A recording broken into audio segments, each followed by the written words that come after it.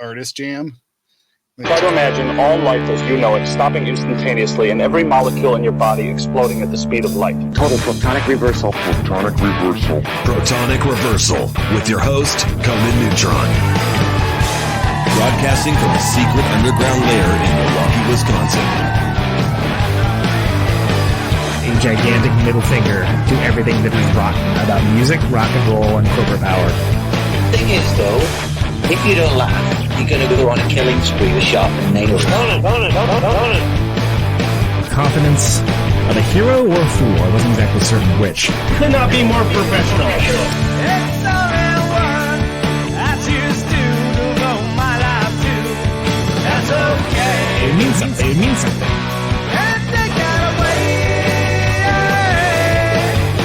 You know, that's my take on it. What's yours? Protonic Reversal.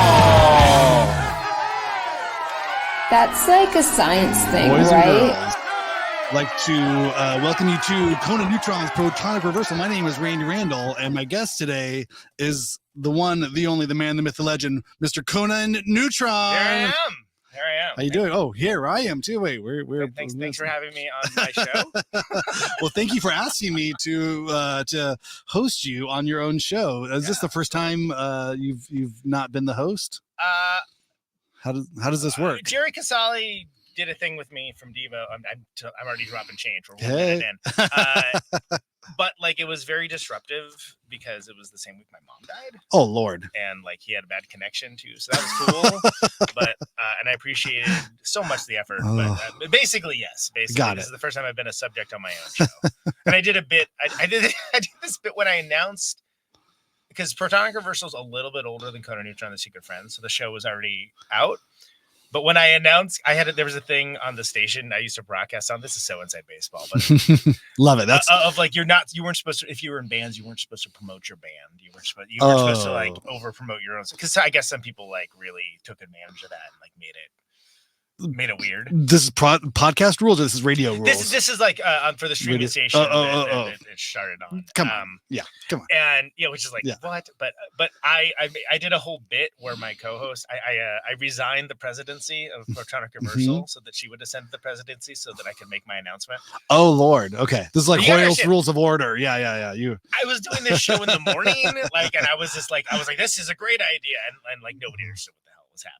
Amazing. That's it. By the way, you're like disappearing into sorry, the sea of orange here, but we don't need them. Hey. You gotta find background. Yeah. There we go. Yeah. What do I got? We're pulling back the curtain. Hey, we're here. We are live in Los Angeles. How has your trip in Los Angeles been? I mean, you've been here for a couple of days. Do you talk about this kind of stuff when you're remote? How often do you do remote shows? Well, I actually don't talk about myself that much. In fact, I only just from somebody mentioning like, why don't you ever mention your tour dates on the show? I'm like, I don't know. I just don't think about it. Yeah. Which is really dumb of me because there's people that are like, oh, you're in a band. It's like, okay, yes, I am. It's actually my main thing, and this is the side gig. Yeah, not the main thing. But then also, I mean, something that started happening in after COVID, especially, was that people would come to our shows, the merch table, and just be like, "Hey, man, I'm a really big fan of the show."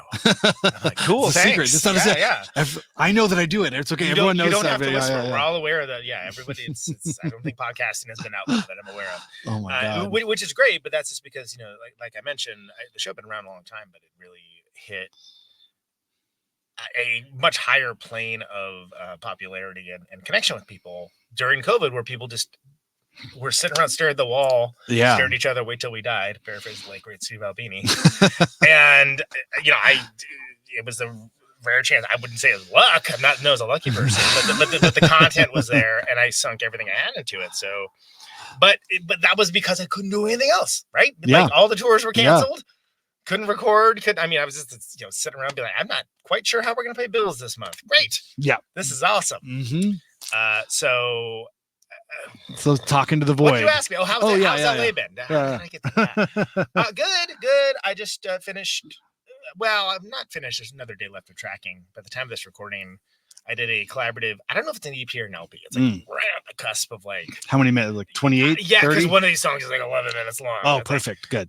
That's your B-side. But I got all the vocals, the vocals that I'm doing, and guitars done for that, and then we're just got like another day of just like extra stuff. It's pretty cool. Like, I mean, it's but with the band Dead from Australia, who are impossible to search. Yep, I know. Plus Australia, plus a band, plus a gem. 2 of the nicest people though in the world. They're horribly nice. Yeah, like, yeah, ridiculously like good people. How did you meet them? Through the show. Jem was a Protonic listener, and I just like met him on the internet. I was like, oh, this seems like a. Do you have a name for your fans? Are they the Protons? No, should we have one? I don't know. I mean, there's something to think about. The branding, you know. I think I called the Patreon Friends of the Neutron, which I thought just sounded cool. But then I was like, oh, that sounds like Secret Friends though, because right, friends, yeah. So, I don't know. They could be, yeah, secret friends. They could be, they could be. Oh, the patronic friends. There we go. The patronic instead of Protonic Reversal. The patronic friend. There we go. I like that. But yeah, the whole thing with that was that I they wanted to play shows with Secret Friends around Caterwall, and I was like, we can't. We're doing these shows with Park Chimp, and like that's like all we can do. Like, we can't do anything more than that, and that was amazing. I'm not trying to brag. It's just a fact. Yeah. And I was like, but I do want to play with you guys, and then like. The idea got hatched, like, well, why don't you just like play these shows with us? I'm like, wow. I was like, what, just drive you around? He's like, no, why don't you play guitar with us? I'm like, on your songs? Like, what are we doing? Like, okay. Just join the band. Join the band. I temporarily did for a few days. And so, which was good. It was I think the show you saw, the show we played was the loosest of all of them. Personally. Oh, yeah. It was like the last one. That was the end. Yeah. So everybody kind of got into the spirit of it, and you guys were loose. there was a lot of fun being had up there. But I assumed that like, because some of the songs he pulled up, we actually did. They have so much material that I like ran through a lot of it, and was like, oh, we're just gonna record a couple of these, right? Because it's like, oh, it's different. It hits different live. Like, whatever. They change the arrangements around. Nope. Oh no, we're not doing that. So when we recorded this record, with Toshi, who's like, I've done so many records with, like all Secret Friends stuff, even before that, Victor and Associates.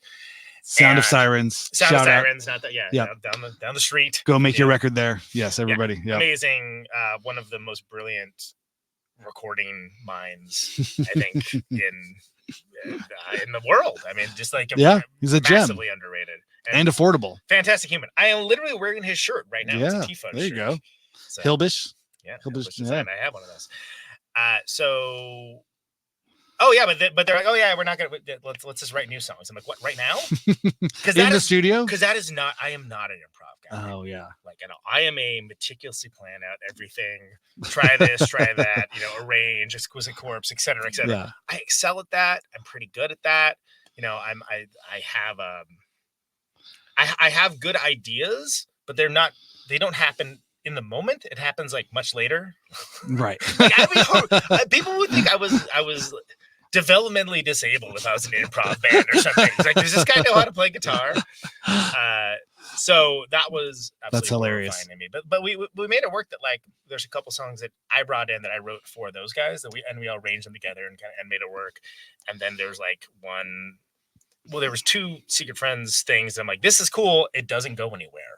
And then I was like, hey, do you guys like this stuff? They're like, yeah, we do. And like, cool. We seem to make the get from point A to point B. And we came up with something really cool. That was awesome. Well, and they're so tight. It seems like they've been playing together for a long time. So I'm sure whatever you throw at them, they're instantly, it's like, they're just like, as a rhythm section, as a band, they know what they're doing. They know it. And they're just like right down, like almost like it's almost disarming because you're like, oh, these guys have telepathy. And I'm sitting here being like, wait a second. Yeah. Well, it's hard being the third wheel, literally, in a trio. Yeah. And so I did my best with that, but I think it worked. It worked out pretty well. I'm used to working really quick too, and like they are as well, so that worked out well. And then I asked Dale, I was like, hey, can you come by? And like they did some double drum stuff, and we did some Plan D drums. You talked about the Plan D stuff. Oh yeah. That's actually one of the things we're working on now. Is where he runs the drums to like triggers and it's so hard to describe. Yeah, it's like, oh yeah, it sounds like crazy synths everywhere, all the time. Yeah, and but it's a cool record, and we did a Devo cover that I guess we're not going to finish and release. So what can I ask? What song? It's on got the one with Peekaboo, but it's not Peekaboo. What is it? It's not. Are we not Cowboy men? Cowboy Kim. I am. Microphone. I do a super show. I'm a man with a mission, boy with a gun. I got a picture in my pocket of the lucky one. Doesn't know. Big Mess. Oh, okay. I like to sing half the song. Remember the name. You get to it. But I was like so stoked about it. I'm like, oh yeah, this is awesome. This like rips, and Jem's like, All I don't right. know. I don't think I really nailed it on the drums. I'm like, oh. And that's where it sucks not being my thing. Because I'd be like, screw that, we're doing it. Yeah. Yeah. You know, We'll like, punch it in. fuck, You're fine. I'll put Yeah. program a drum machine. Damn. But being the guest, yeah, it's different. Sort of like, yeah. Oh, okay. And it was a good. And I was doing you know the Dirty Robot pedal by Digitech. No, nobody knows this pedal. No, I figured if anyone did, you would. But I'm a Digitech fan. The old Digitech, like 80s or 90s, or I think it's 90s. It's crazy. It's like one of the best like synth, like polyphonic synth kind of style pedals. It's nuts. It can sound like Rush. It can sound like Brainiac. Like, what are you looking for? You know, it can do. It's not a ring modulator. It's like a full on. No. It's like it's like you can, it does the cars. Oh my god! It does like it's kind of analogy, bendy. This thing. And that sounds really cool. Big. Yeah. Like, was it a Toshi find or you had it? It was yours. Oh my god! Wow. And I was like. I was like, it's called the Dirty Robot. That has to be. No, that would catch my attention. Yeah. I love. Yeah, I mean the DoD stuff and Digitech. You know what I mean? There's like so much stuff in there, and it's definitely like overlooked, underrated kind of thing. They're like, they it's not a cool brand name. Mm-hmm. The pedals frequently, peace and love, don't look that cool. Right. Yeah. That's part of the fun of it, though. You know what I mean? We reached that era where like, oh, these are inexpensive. I used to the whole thing with like JHS did like the Bad Monkey blowout. And you're just like, oh, yeah, okay. That's good. It's fun. But yeah. I've been a dedicated Jam Man user for years. They're sampling technology. Please, the Jam Boy is my son. Yeah. Yeah. The Jam Man XLT.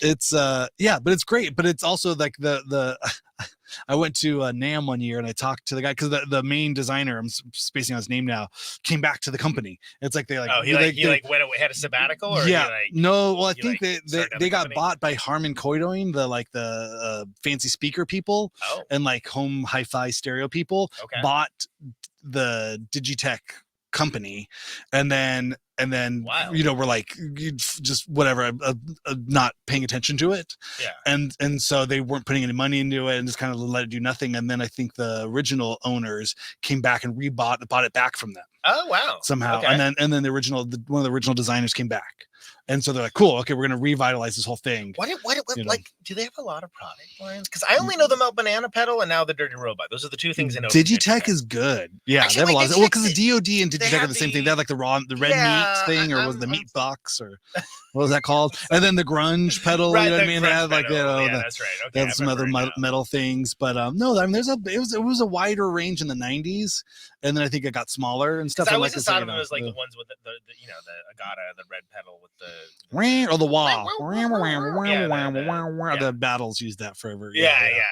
Like once you see that, like, I know what that's gonna sound like. Yeah, I know. Yeah, the pitch drop thing. Right, yeah, right. Whatever. I have one. I should know what it's called. Oh god, yeah. But that's the definition of one of those like one trick pony things, like a pedal that does one thing. You want that thing? Like, it does that. Yeah. But you could write one song around it. Great. Many people have. But then where's your second song? You're like, nope, you're hauling that thing around now for the rest of your life. Congratulations, for that one thing. You have this like really weirdly shaped pedal that's just like there you go. You got your one sound on there. I always felt like the same thing with like flange. I've been on a flange kick. I don't know. Are you a flange man? The flange man. The flange man. Yeah, the jam man and the flange man. Very early on in Replicator, I had an electric mistress. Oh, okay, but that's cool though. That's like a cooler, like chorusy kind of thing. That sounds like some Metropolis. Red Shoes Diaries. Yeah. I had an electric mistress. No, but I had it in Replicator. There was an electric mistress when I was a replicant, and I liked it. But when we started touring, like the pedal board got smaller very quickly. Yeah, that's the ideal thing. And because it became something. Oh, did we not turn the? It's recording everything. Okay. So no, touring is the test of like, do I really need this pedal? How often do I use this? And I've loved being big pedal board guy. I was a devotee of this. I loved it, especially as a 2-piece. It allowed me a lot of like wiggle room to just be pedal man. Yeah. But I don't need them all. At a certain the best part was like, I don't need all this shit. How often? Yeah. How many of these kinds of things do I need? Yes. How many am I actually going to use? And then that's when I start becoming much more practically. But like I had an electric mistress, had Clone Theory, which I eventually traded down for the small clone because I only use it for the one thing anyway. And I think does this really well. That's great.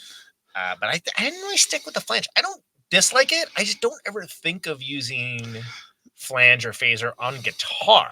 I've thought about it for like using other like weird things and stuff, but like a little goes a long way. It's one of those things, or you go a lot with it and you're like, okay, now I'm done with that. I'm gonna put that away. I do really like, especially the electro-harmonic style chorus in heavy music. In fact, that's kind of one of the sonic hallmarks. It's one of the sonic hallmarks, if you will, of Conan Neutron: The Secret Friends. I don't overuse it, but I do use it. And then people always think like, oh yeah, but you've heard the boss one. It's like, yeah, no, I have heard that. It's a different sound. Oh yeah, but have you heard it? Because it's better. I'm like, no, it's different. Yeah. And yes, I have. Like, I'm good. Thank you. I like this thing. This is the thing that I like. And like, it's not that I haven't heard other chorus pedals. I have. It's such a weird gear thing. Why are we talking so much about guitar pedals? I don't know. What did you ask me? I don't even remember. I asked you how you're doing. How's it going? Well, that's all the time. That was an hour and a half ago. Yeah. So 400 episodes. What does that mean to you? What is 400? Is there like, did this ever nice round number, I guess. Yeah. When you started it, like did you have a number in mind so that you'd go to, or is it this was a forever thing? This is a question that I that's how I know that you're a podcaster, because nobody else would think of doing that. Yeah. When is it okay to walk away from this thing? Yes. So I specifically, when I numbered the episodes, I did like 001.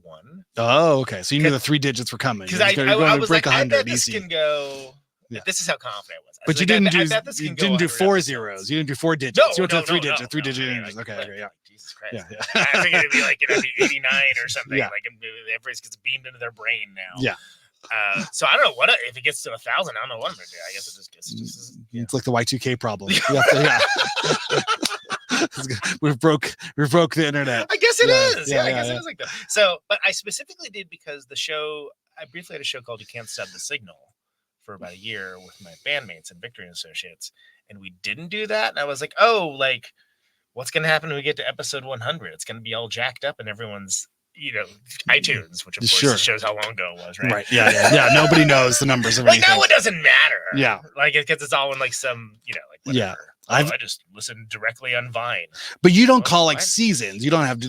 You're also old school. You don't do seasons. Yeah, seasons are a newer school thing, because I think it just allows people to kind of have that breath, or almost like a school year sort of thing that I've seen to notice with these newer things. Where like, okay, and it's probably just has something to do with sponsorships, or has something to do like with. There's a way to be like, you do that, don't you? I haven't. I've called it a new season just because I think it helps me sort of go like on Plumber's outfit. Like I think everybody does. Do they call it seasons? Yeah, they haven't told me. I had to. Just had a new season. Yes, exactly. I think it's almost just for marketing purposes. I think also we technically I signed a contract for like the first season or something. You know what I mean? So I think of like fulfilled. Yeah. Or almost it's in that kind of way. No, I don't think it's that. No, it's more that they own, the first season, like the way you'd own the first record, or if you have a 3-record deal or option or that kind of thing. Or it's like, okay, and there's I fulfilled. And stuff, and sure. Kind of. Yeah. Like it's sort of like if someone's contracting for advertising, right? I imagine it's like there's going to be the quarterly thing. Yeah, per quarter. Here's what you pay. Yeah. Which is interesting because I think personally, of course, I think it's an interesting thing about the show. Yeah. But no ads, no sponsors, no kidding, and that has been a fucking Conan Neutron promise since the very beginning. It's great, and I don't ad shame. Like whatever, do whatever you want with your shows, but. Man, I by choice. There have been plenty of offers, and I'm like, no, man, it's cool. Yeah. I mean, it took until like literally being like laid off from my job, all tour dates canceled, even put up a Patreon. I've not gone to Patreon. Yeah. And maybe I will one day. I don't know if I have enough. Is it annoying? Yes. You know what else is annoying? Not being able to meet your costs. Of course. Yeah. That's where I figured I would start. If anything, I've always felt like the advertising with like the podcast I listened to. I didn't mind the ad. I got good at like the 30-second skip. You know what I mean? I got pretty good at it. It's like, just like, this one's a I know. skip. Yeah, I know what shows and how long their ad breaks are, and which ones don't really have our. The thing I don't like though, and I've been curious about doing this, is the fake ad break. We're like, okay, we'll be right back after these messages, and we're back. Hey, how's it going? Like that's the best. I'm just like, I feel for these guys. If you have a little like bumper music, and they come right back in. But have you noticed when you travel and listen to podcasts? I don't know if you've done this. There's different ads in different areas every time. Oh, right, yeah. That's the best part. Is like picking up ads from like overseas or like other shit in different languages. I'm like, whoa, this is cool. before I went on tour, I was like, all right, let's download all my stuff, Oh, so I okay. don't have to like use my cell service. Gotcha, Whatever I'm doing. This is already sounds like I'm a grandpa. By the way, to like most people listen to this, like what download? Yeah. How much What per do you- text? what I does can't. that- I can what only does that text you work? after 7 o'clock. I can't text you before then because it's too expensive. I'm gonna text you after 7. My man, that was all our first tour. Is it 5 yet? Is it 5? Okay, you can turn it back on. Well, still overseas, like I keep my phone on airplane mode and just connect to the Wi-Fi, where I'm at. Yeah. It's like, absolutely. why would I think, somebody like, no, my plan goes everywhere. I'm like, I don't trust any of these plans. I trust nothing. Trust as far as you can. Trust that they're gonna like use it to extract value out of you and charge the living hell out of you. That's what they're gonna. It just becomes a little mini laptop. I keep it in my thing. I'll connect to the Wi-Fi. I'll be fine until then. So, but I had all these. One of the shows, I don't want to narc them out, but like one of the shows I listened to, it's like everything was like, new deals at Culver's, and I'm like, there's any Culver's out here. Oh, right. Like this is like a yeah. Midwest thing. It's like you funny jerks because like, it's location tag. Yeah, exactly. I think it's whatever. fun. I guess I'm not mad about it. It's kind of funny.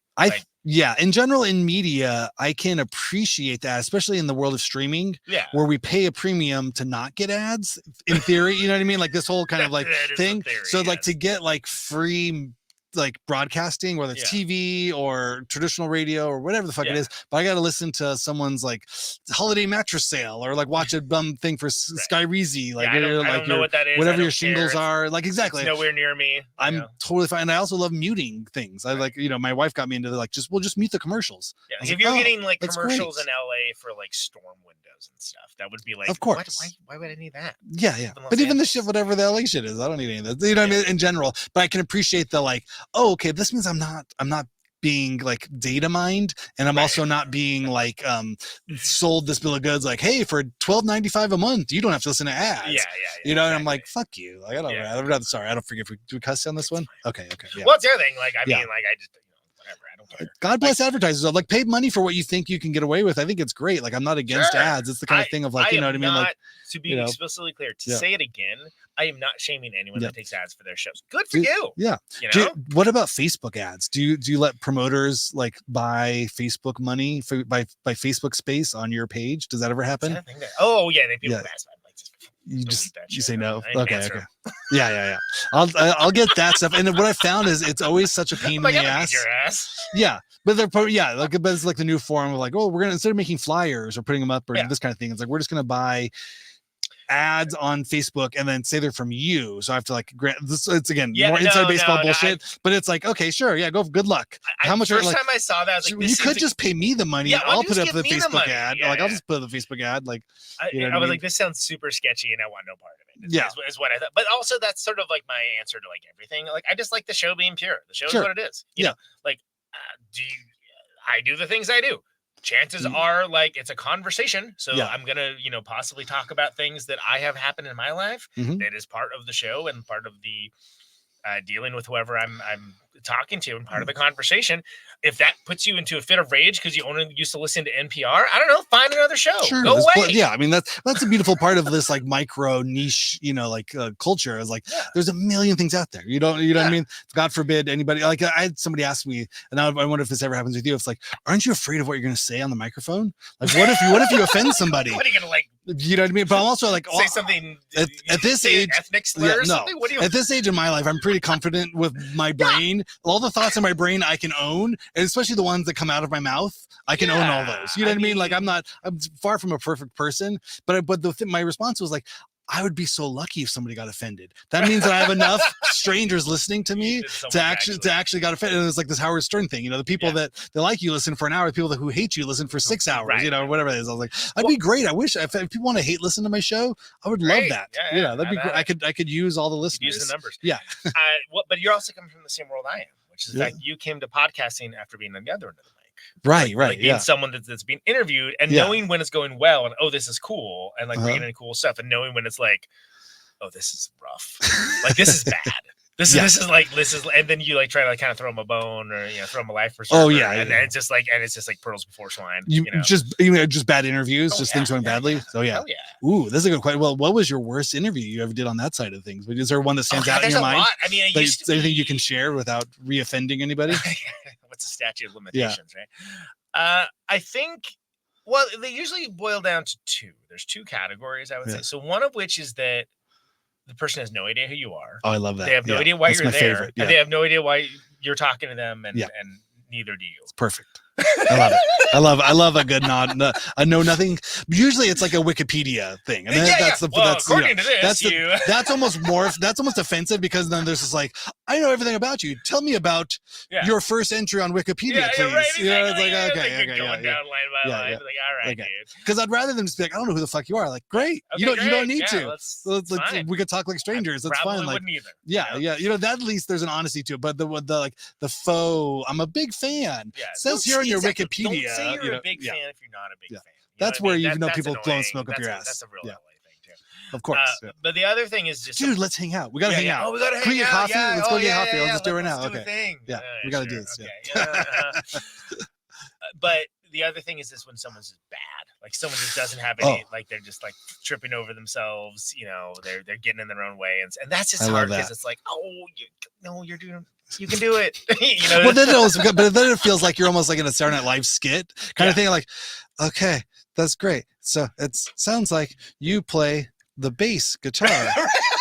Tell me about how many strings does a bass guitar have? You know, you're like, okay, well, hold on. Oh shit. Fuck. And I've heard friends be on other shows, and I hate to phrase it this way, but it's usually female friends are on other shows. Oh, well, that's a whole other where the guy just talks. Fuck up. Yeah. It's like, did you just want an audience? Did like someone listen to you speak? Because like you have someone on to like talk about their art, and you're just going like, and with no self-awareness of any kind. That blows my mind too. And depending on my mood, I'm not mean about it, but I'll definitely like, I'll just start interjecting if it goes. Like, if someone's running you over. There's a difference between someone kind of relating the experience, going somewhere that you can get something deeper out of, and you can usually tell if somebody's doing that and if somebody's just like wandering around. Yeah, I hate to phrase it that way, but that's but what I was saying is like, yeah, you and I both come from that world. We're on the other side, so like, you know what's annoying. Mm-hmm. You know, as do I. What sucks about, I'm on this press cycle, I got to talk to this one this time, this other one at this time, you know, and again, it's like, I don't know who you are, or worse, I know exactly who you are, but I'm not able to articulate myself in a way that's interesting or cool. Yeah. Which is almost worse. It's been a while since I've done the press cycle thing. Yeah. I can be honest with it. Like, I've very much fallen out of the routine of it, which is beautiful. It's worse than ever, and as people were allergic to background research. Really? Oh, I would love it actually. I'm kind of, I feel a little like attention star. Like, if anybody would like to interview me, I'm very available for interviews. I was in a moment though when, you know, with back to back. I think that's kind of where I got comfortable doing any of this stuff, because I felt like, oh cool, I feel like I can tell a story, I can plant a seed, I can pay off a joke. Like, I kind of got a thing. Middle and end. You go back. There's a way that this thing can be funny, at least for me. You know what I mean? Like, and not, hopefully it wasn't disingenuous, but it was this kind of thing of like, this is fun. I like this, you know. And even whether or not whatever came through, I was having a good time, like telling the story. You hone the story, and I think that's what got me excited, just in general. Like, with all of this kind of stuff, is like, all marketing or all, you know, PR or whatever it is it's a story. You know what I mean? It's like, hey, absolutely. I heard, you know what I mean? Where it's like, the thing you want to have happen is, dude, have you heard of Conan Neutron? Yeah. He has this fucking awesome song. It sounds like this. You got to hear it right now. These are all the reasons why you need to hear it. This guy drove all the way and made the record with the dude from the Melvins, and he did this thing, and it was fucking huge. It sounds insane. You got to hear it. Exactly. That's the story. You want the elevator pitch. Ideally. You know what I mean? And but what you have to do as an artist is you have to reverse engineer that, so someone can pick up the thing of like, dude, these guys are crazy. They do X, Y, Z, ba ba ba ba, and then if you can distill enough talking points into that's basically what you're feeding to somebody. So when someone, all that to be said is, if you have an interview who just goes, hey, tell me about your XYZ, then that's your own fault. It's your own PR nightmare, because all anybody does is the generalized, at least in the world that we live in now, is no one gets paid for journalism. There is no actual journalistic things. Everybody's being ripped off by some other bigger company. So anybody who is like grinding it out, blood, sweat, and tears in some form of, whether it's a podcast, a blog, because there's no New York Times, there's no Times Magazine, there's no real. I mean, there is, but there doesn't exist for us. Like you know what I mean? When there was a monoculture. Right. Well, and what you said is very important too, and that's why it's interesting. Where, you know, I'm in a situation where there's certain pockets, you know, within the world in the U.S. where, hey, there's a great article basically about how awesome I am and how awesome the band is that they came out. Yeah, awesome. Love it. Lovely. That Yeah. is so rare, though. That's Right. something that's like, oh wow, what a treat that is.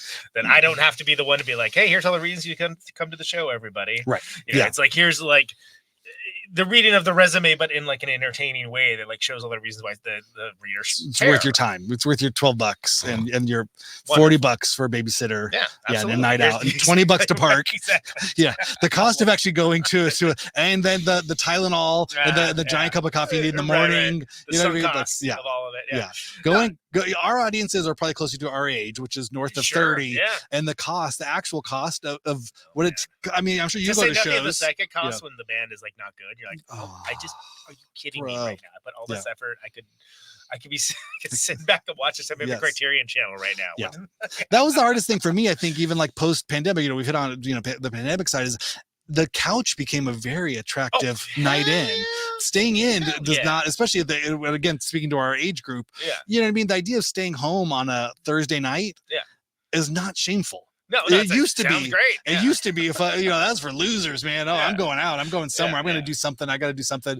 And the amount of entertainment options, the amount of like comfortable, affordable furniture and large screen TV. You know what I mean? The whole thing is like basically designed to keep you indoors. Like a lockdown too. Right? That's right. And then it was like, no, everyone has to do it now. Yeah. And so you better find a way everybody got really comfortable. That's what I'm saying. It was like it justified all that stuff. And then so to break that pattern and like, I want to go see a show tonight. Yeah. Maybe I don't even know the band. Maybe they're not a huge touring band. You know what I mean? Or maybe they're not a huge national band, but I want to go see a mid-level band at a club that is maybe dirty in the bathroom. I don't want to take a shit in the bathroom.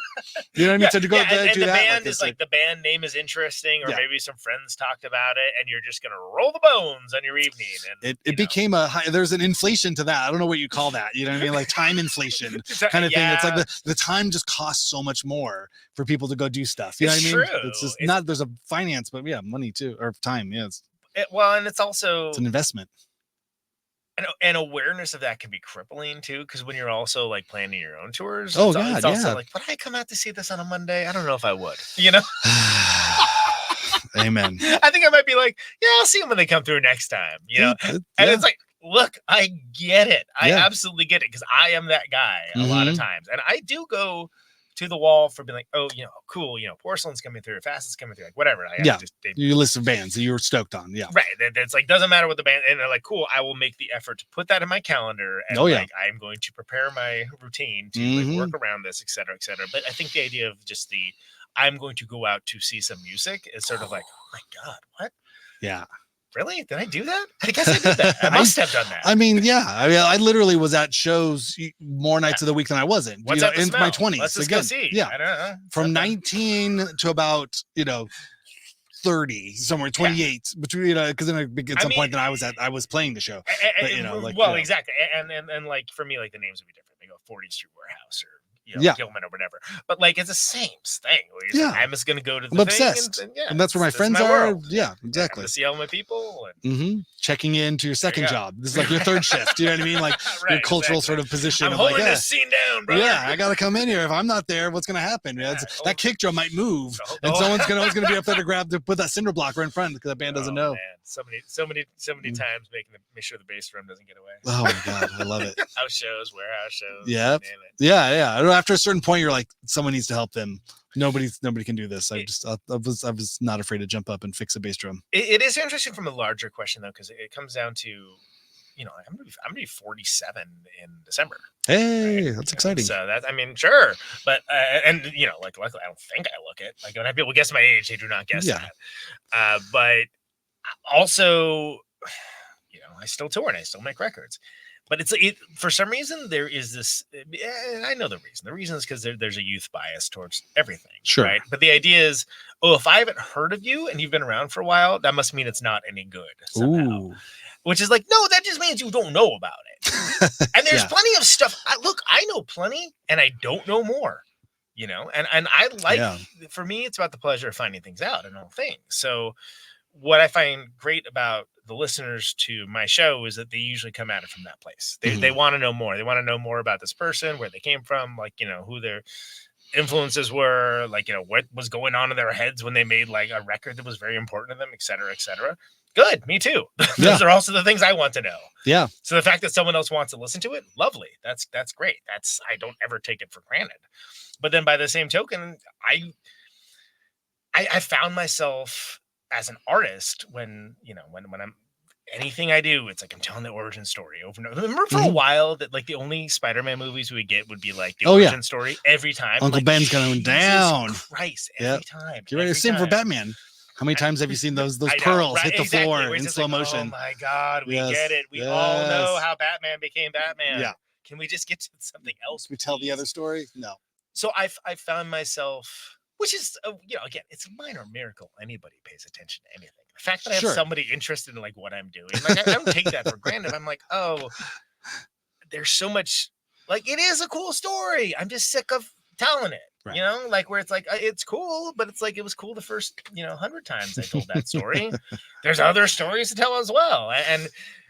But it's just the world that we live in that we've got this like permanent, like goldfish memory culturally. Yeah. And you're constantly having to reintroduce yourself as an artist, not even like every year or every record, but like almost like every time you do anything. That's interesting. Yeah. I don't have an answer for this. Yeah. I don't know where you're supposed to go. Yeah. And and my coping mechanism is like, just to be like, it's not that I don't acknowledge that, but it's like, I don't let it rule my world. You know what I mean? I'm gonna do what I do. There's something about, I love like the goldfish memory to me, like seems there's more opportunity there. Right. If everybody's just gonna forget everything, it's like, okay, cool. It doesn't matter. Here's here's what I am now. I'm over here. I'm doing this. I'm doing that. I'm doing this. Like no one's gonna like call you out on bullshit you did like 5 years ago, or like 3 records ago. Mr. Short-Term Memory. Oh yeah. Oh, it's great. Yeah. Yeah, it's great. He's like, oh hey, what's going on? I haven't seen you in a while. I find that too. We've been hanging out all day. Yeah. I mean, it's amazing. I mean, you're not part of the dad, cycle of life, but I can relate a little bit just in the like, it's kind of like being with kids. It was like, remember that thing you did when you were like 3 years old and you loved this thing, and we have all the toys and we have all this stuff, and like, I don't know what you're talking about. It's like, no idea. I lived that so hard. I went to Toys R Us. I mean, this is how old, never kids, but sure. I went to Toys R Us and I spent $300 on those toys you had to have. And now for you to look me in the face and just say you have no memory whatsoever. I'm just like, I've gone to the point of just like, that's great. And that's as it should be. By this child. Yeah. That's how it should be. That's how life is. And that's what I was kind of thinking about, like, especially with younger generations, like it would almost freak me out if like there was this encyclopedic knowledge, like young person out there who just knew everything about everything. Cause that was the promise of the internet. It was the information age. Wow. All the information was out there, so everyone's going to know everything all the time. But we found it's actually made people a lot dumber because you don't actually have to retain anything. You don't have to prioritize stuff. You're I was talking to a fan / internet acquaintance, whatever the hell you want to call it, through one of these social media sites, and was like, hey, this person was asking about IDM. It was like, oh, what IDM bands you like? I'm like, I don't like IDM. What is that? Intelligent dance music. Okay. And it's just like, and that's was that before EDM? Yes. Well, intelligent dance. So ultimately, like, I was like, if you're talking about stuff like Aphex Twin and Autechre, yeah, I like that stuff. Okay. But nobody called it IDM. Oh, well, people started calling it IDM in the 90s. I'm like, actually, no, they didn't.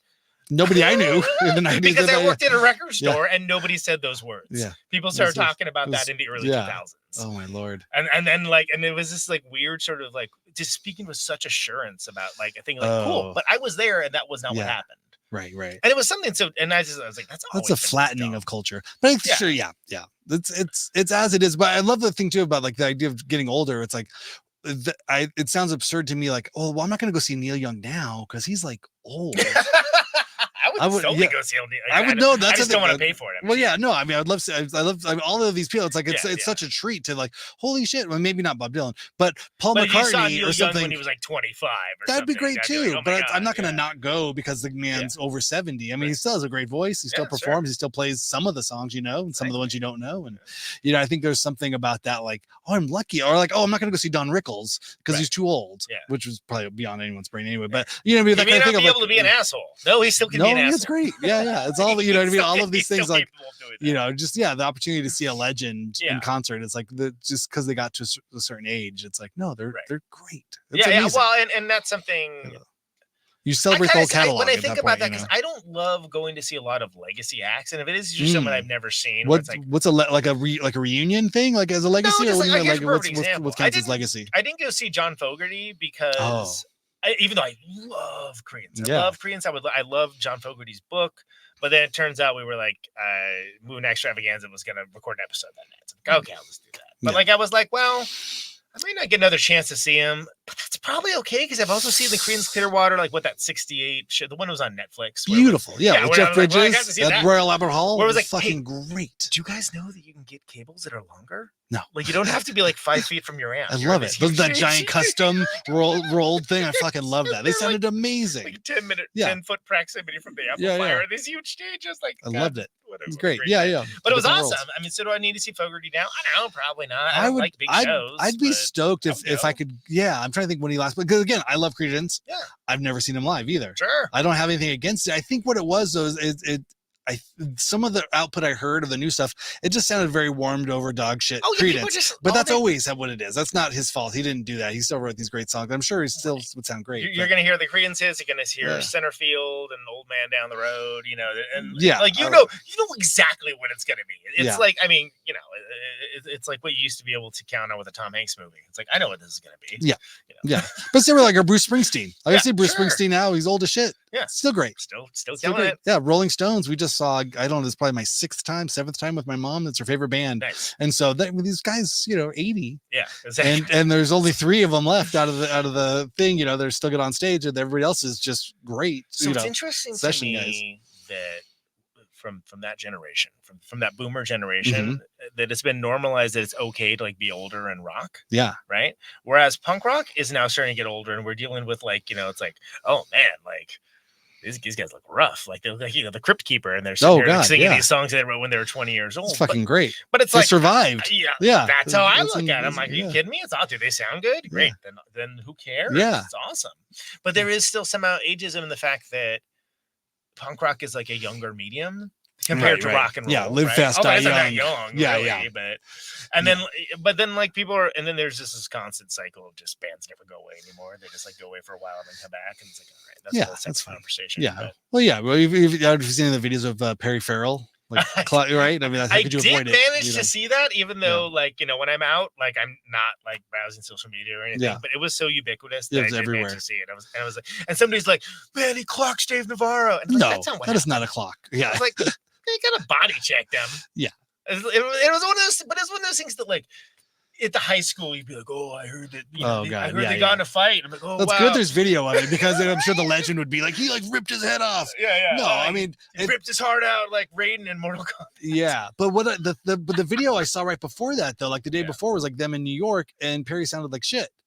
And like, you're just like, oh, well, that sucks. Like you're not really giving a show. And that's the kind of thing where you're just like, if you can't do it, it's really, or the other video of fucking Frankie Valli, just like lip syncing. Sure, and that's just elder abuse at some point. Right, like, you know what I mean? Like there's something to be said for like, if you can't actually make the sound with your voice and you're just lip syncing, if you're doing, karaoke or what is that? Lip syncing. Yeah. It's just like, it's not. That's not cool. And like, I saw Jane's Addiction. It wasn't when they first were around, but when they first got back together, like in the late 90s, it was good. I saw the vintage reunion. Yeah. The vintage. Yeah. I was there for the first reunion. Reunions have been going on for so long. I was good. And I got what I wanted out of it. And you know what? I never felt like I needed to see him again. I was like, cool, I saw it. It was good. Yeah. I've never seen him. And like Pixies with Kim were really good. I saw them that one time. And I haven't enough for me. I haven't seen the Pixies without Kim. I don't know. I don't. Yeah. It's fine. It's fine. Good for them. I mean, it's not hurting anybody, right? Sure. Like, sure. Go ahead. People want to hear the songs. Fine. I don't care. Yeah. I've heard them. They're good. I'll still listen to them, but it wasn't what I would call a compelling live show, but it's fine. Yeah. Yeah. I don't know. Yeah. It's a tricky one. Cause I feel like there's definitely those things where you're just like, oh, I wish I got to see that band. And I think that time has passed, you know what I mean? Where it's like you missed the window. You know what I mean? I don't know. Post Oasis reunion, I don't think there's really much more meat on the bone for reunions. I don't know who else you can get an. Yeah, that's because that's the one that nobody thought would happen. Right, you can get an REM and the Smiths. You know what I mean? REM would be the other ones of like, still alive. Like, Smiths ain't happening. Come on, there's no way. No, there's too much lawsuits there. Like there's really, and they all make enough money on at least Morrissey and Marr make enough money on their own. Yeah. Like if they really were hurting and couldn't draw anybody, I'd see that happening sooner. But that is the key. The fact that they can both convince people to go see them. But then also the other side of it, like I like to think that, what we do as a live unit, like whoever's involved, it's a pretty vital, like present show that like you cannot deny whether it's your thing or not. Like it's like, no, this is like a rock and roll show that is happening. It is like a good rock and roll show. Yeah. And so there's always a certain amount of people that are going to support that, and they're going to want to like find out more and buy the records, buy the shirts, et cetera, et cetera. And I'm fine with that being like the level of interest. Like, do people want to like go through like what is the classic albums? Oh, right. Conan Neutron, the Secret Friends classic albums. Dude, just make your own. Let's go. Let me know where am I going. Start pulling faders up. Let's do it. Make your own. Did you ever see the Tom Petty, the Heartbreakers, the Damn the Torpedoes one? Fucking great. Fucking so good. Yes, that's amazing. like one of my favorite of all of great. them. I'm like, God damn, this is like that company should just be owning all of like music media now. I don't know why they're not still doing it. Yeah. Let them make the show never until stop. the end of time. Let's let like just whatever chain them to the. Have they made any new ones? I haven't seen a new one of those. I don't even know what because there was DVDs. I only knew them as DVDs. It was like Nevermind was kind of the last one I saw. I can't tell you this is depressing. I know the answer to this question. Oh no. So they do. It's on one of these streaming things we have. We have all of them. Oh, like Epics or MGM Plus or some shit. All stuff. I'm like, I don't care about that record. Oh I don't no, care about like that 5 record. Seconds of Summer, like Backstreet Boys, or like what is it?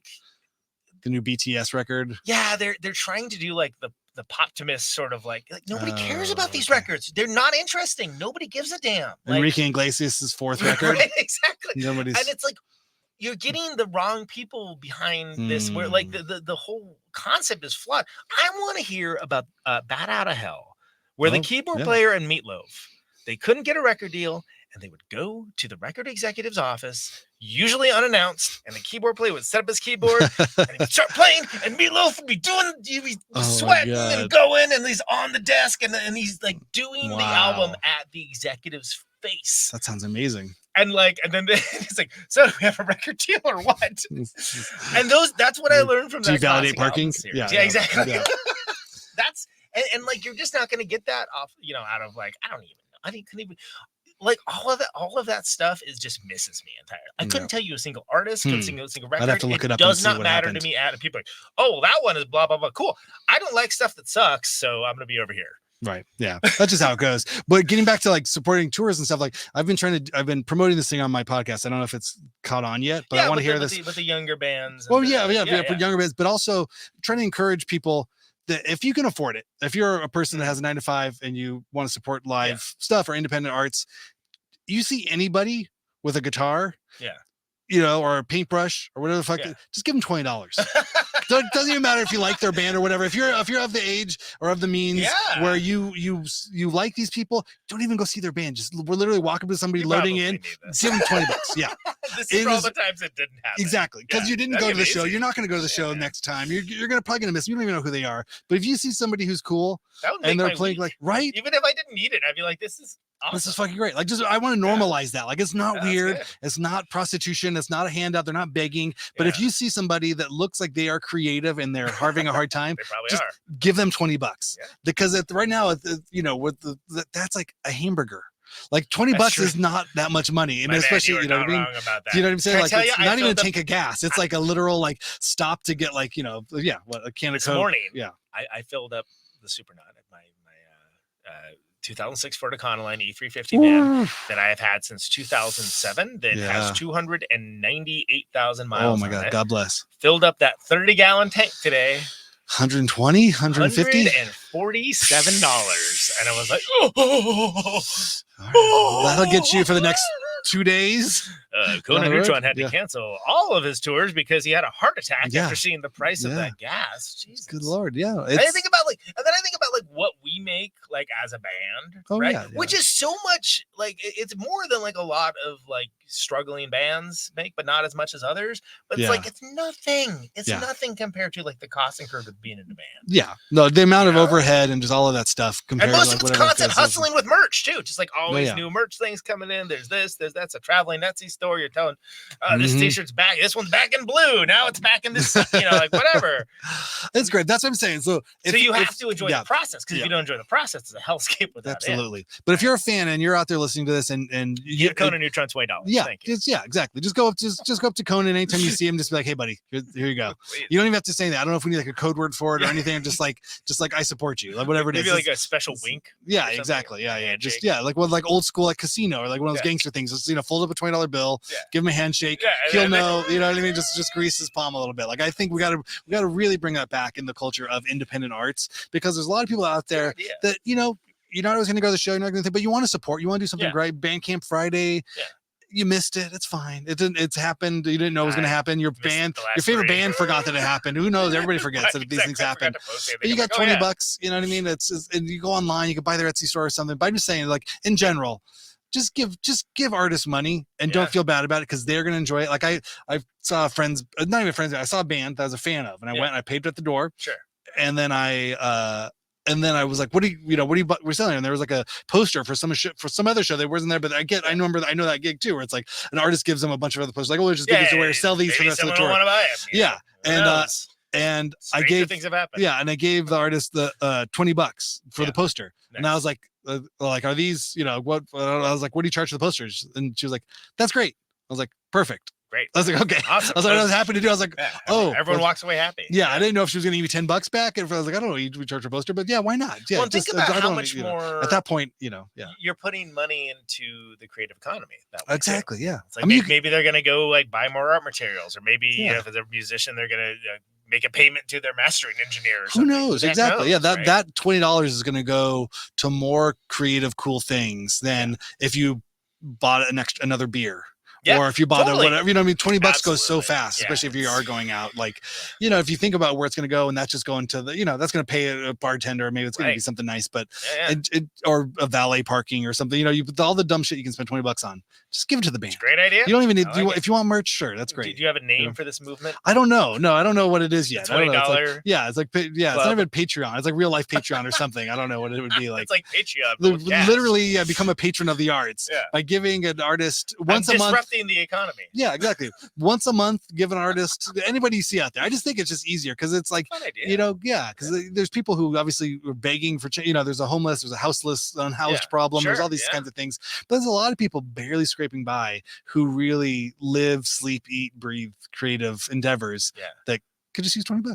It's like, hey, that's true. It's right. Like, let me buy you a Coke. Let me buy you what? No, just give me the fucking $20 and we're good. That would help me so much more than like, what I mean? Like, taking me out, for. Well, it's like the corporate office doing the pizza party. Just give us the money. Yes, exactly. Man. I don't. You spend $200 on pizza. Yeah. I don't need to stay here longer wearing a Hawaiian shirt. Like, you know what I mean? Talking to Debbie in accounting. I'd rather really just have like that $5 for that pizza and go home. Money. Yeah, I got enough stuff to do with my time. Okay. 400 episodes. Full life. 400 episodes. Yes. I know they're like children. You have 400 children. You can't pick your favorite. But I mean, them all equally. But I mean, you've had some stupendous, guests. You've had. I mean, I could imagine what some of the highlights are. But outside of the obvious ones, I mean, you've done super shows. You've done the big ones. You've had lots of people on. What would somebody who's a fan not know was something that stood out to you? You know what I mean? That like there's something that stood out in those 400 episodes that's not just the big star, the hero, the moment, that kind of thing, but like something that was unexpected, and or just maybe something that stands out in your mind. When I first say out of 400, what stands out? Sure. So I guess I have one that's more of a blockbuster one, but that kind of is against the purpose of the question. But I mean, I was talking to. What it was? Well, I was talking to somebody who were they guests on the show? Well known, a guest on the show, who more or less explicitly said they were contemplating suicide for a while. And they said this on the show. So fans know. I guess fans public, have heard this. Yeah, it's public record. But still dark. And this was like sort of like I don't know, as deep as we are on this show. Yeah. We're talking about other stuff, talking about music, talking about their records, like, the scene that they came up in, like all that stuff. And like, it just, the frankness of which they spoke of it, which they are not having those feelings anymore. And they're not having, and they haven't for a long time. They found other ways to channel that energy positively. But I mean, that just, that struck me as just important, right? Yeah. That somebody had the comfort level of talking to me about that is, that's huge. Like that's gnarly. Don't take that like lightly at all. And there's a balancing act with the show too, because I try to, have the people on that people know, but have people on that maybe they should know as well.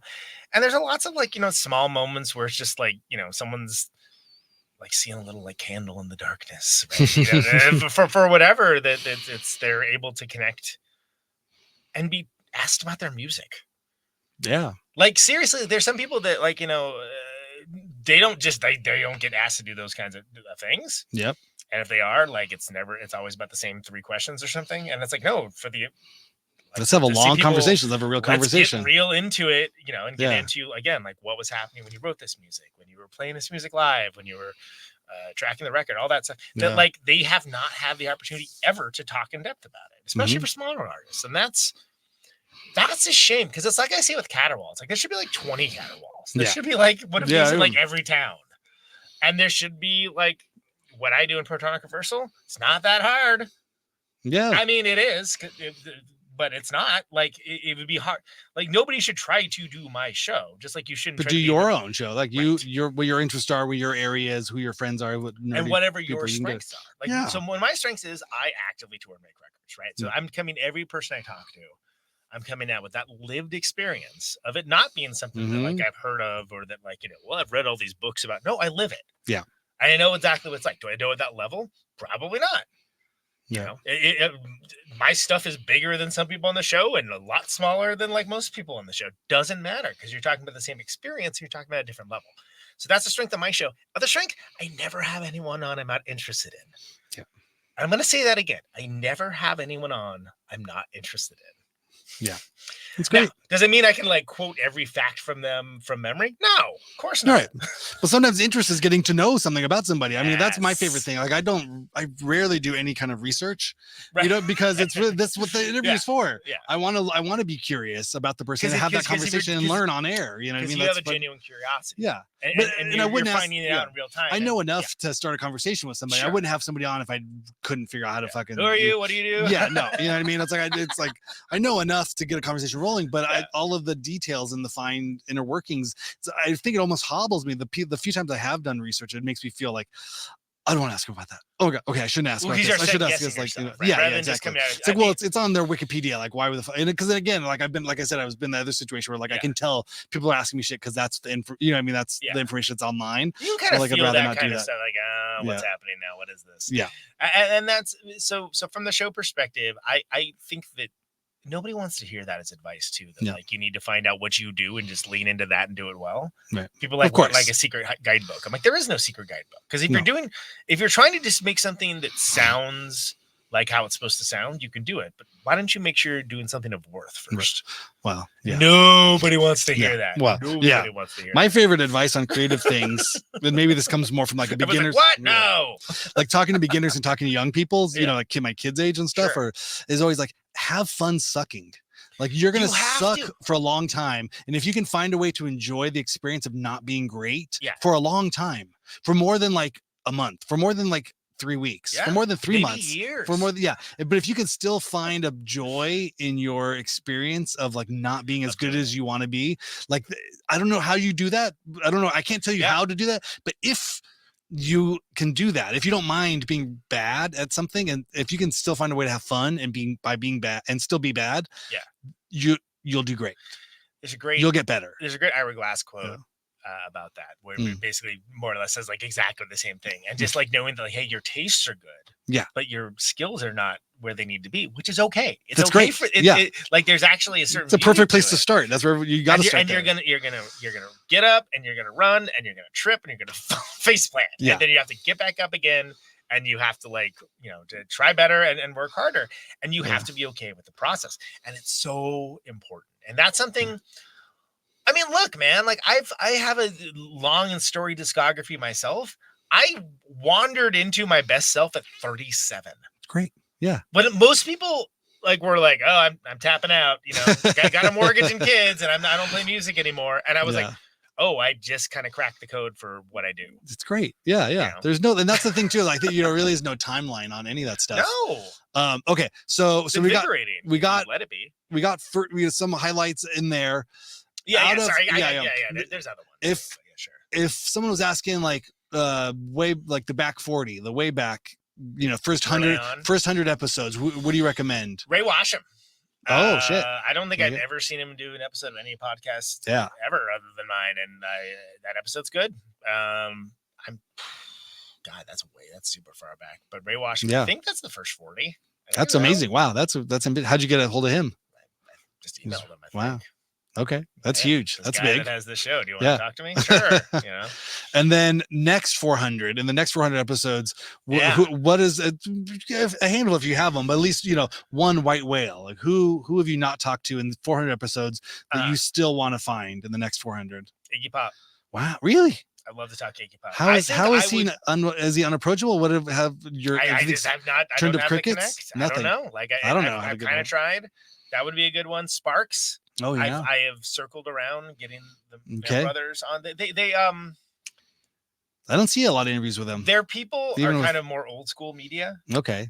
They don't know what a podcast is. But they probably do. But yeah. But I'm like, if you're gonna be, they're like one of my favorite bands. If you're gonna be on any show, it should be mine. Yeah. Like it should be. It should be. I see I'm blowing my voice because it's so. You hear important. this? Yeah. Male brothers. If anybody's out there that knows them, I know there's people that do. Stephen McDonald. I was gonna say in the band. I know. Yeah. I like pushed him, interrogated him for Sparks information. I think the first 10 minutes of his episode. Yeah. I was like, tell me more about them. Yeah, I knew another guy that played in the tour band. I don't think he's still in it anymore, but I don't know how you get to. They're great. But it feels like Iggy was doing enough. He had his own radio show.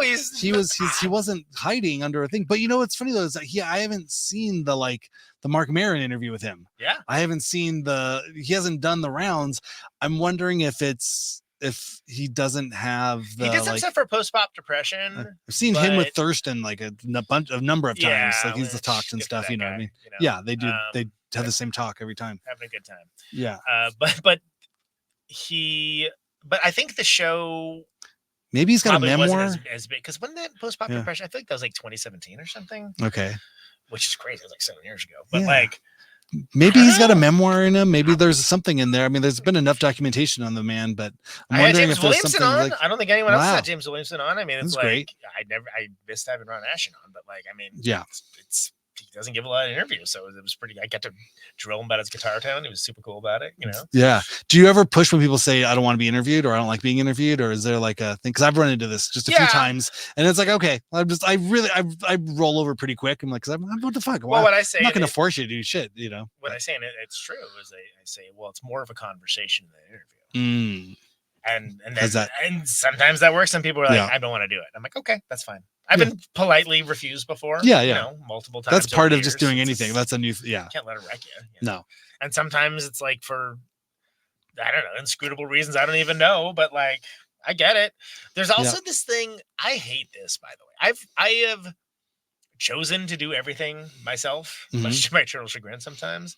It's not because the show was not warrant having people do it. But I think the idea, for some reason, if you don't have a team around you, that what you're doing is not worth doing. Oh, I see what you're saying. And this is kind of an old school media, right? But there's people Booker, you need a person, come on, just because I'm doing it means it's some. And that's I mean, it's what it is. That's the nature of everything. You know what I mean? Someone's gonna big time me. It's whatever. Yeah. As long as no one's being a jerk about it, I don't care. Yeah. Don't come on the show. I've got I could have people on till the end of time, and it'd be fine. Right. But yeah, that'd be fun though. Yeah, I could see Iggy doing well. Love to have Iggy. Would love to have Ron Russell. I would love to have Henry Rollins, but it's not his deal anymore. What happened? Where's Henry at? He just doesn't want this. He's just not into. He's into talking about other people's music, but I don't think he wants to be asked about Black Flag. Sure, I guess that makes sense. But I said Chris Haskett on from Rollins Band. It's great. Yeah, that was awesome. That was awesome. Let's see, Kathleen Hanna. Would love to have Kathleen Hanna on. That'd be cool. He doesn't do that kind of stuff very often though. I mean, there's again, I kind of think about the fact because now I'm at the point where it's like Gary Floyd passed away, right? I had a really good episode with Gary Floyd last year. Yeah, that's the thing, right? There's all of these. Yeah, Lanigan. Every episode was good. Wow. Yeah, there's a finite amount of time everybody has. Even nobody knows when the card gets punched, right? Yeah. Do you ever think about a book transcripts? Is there is there anything that's that crosses over into other media? Yeah. From what you've done, I mean, I where are you with that? I have talked to.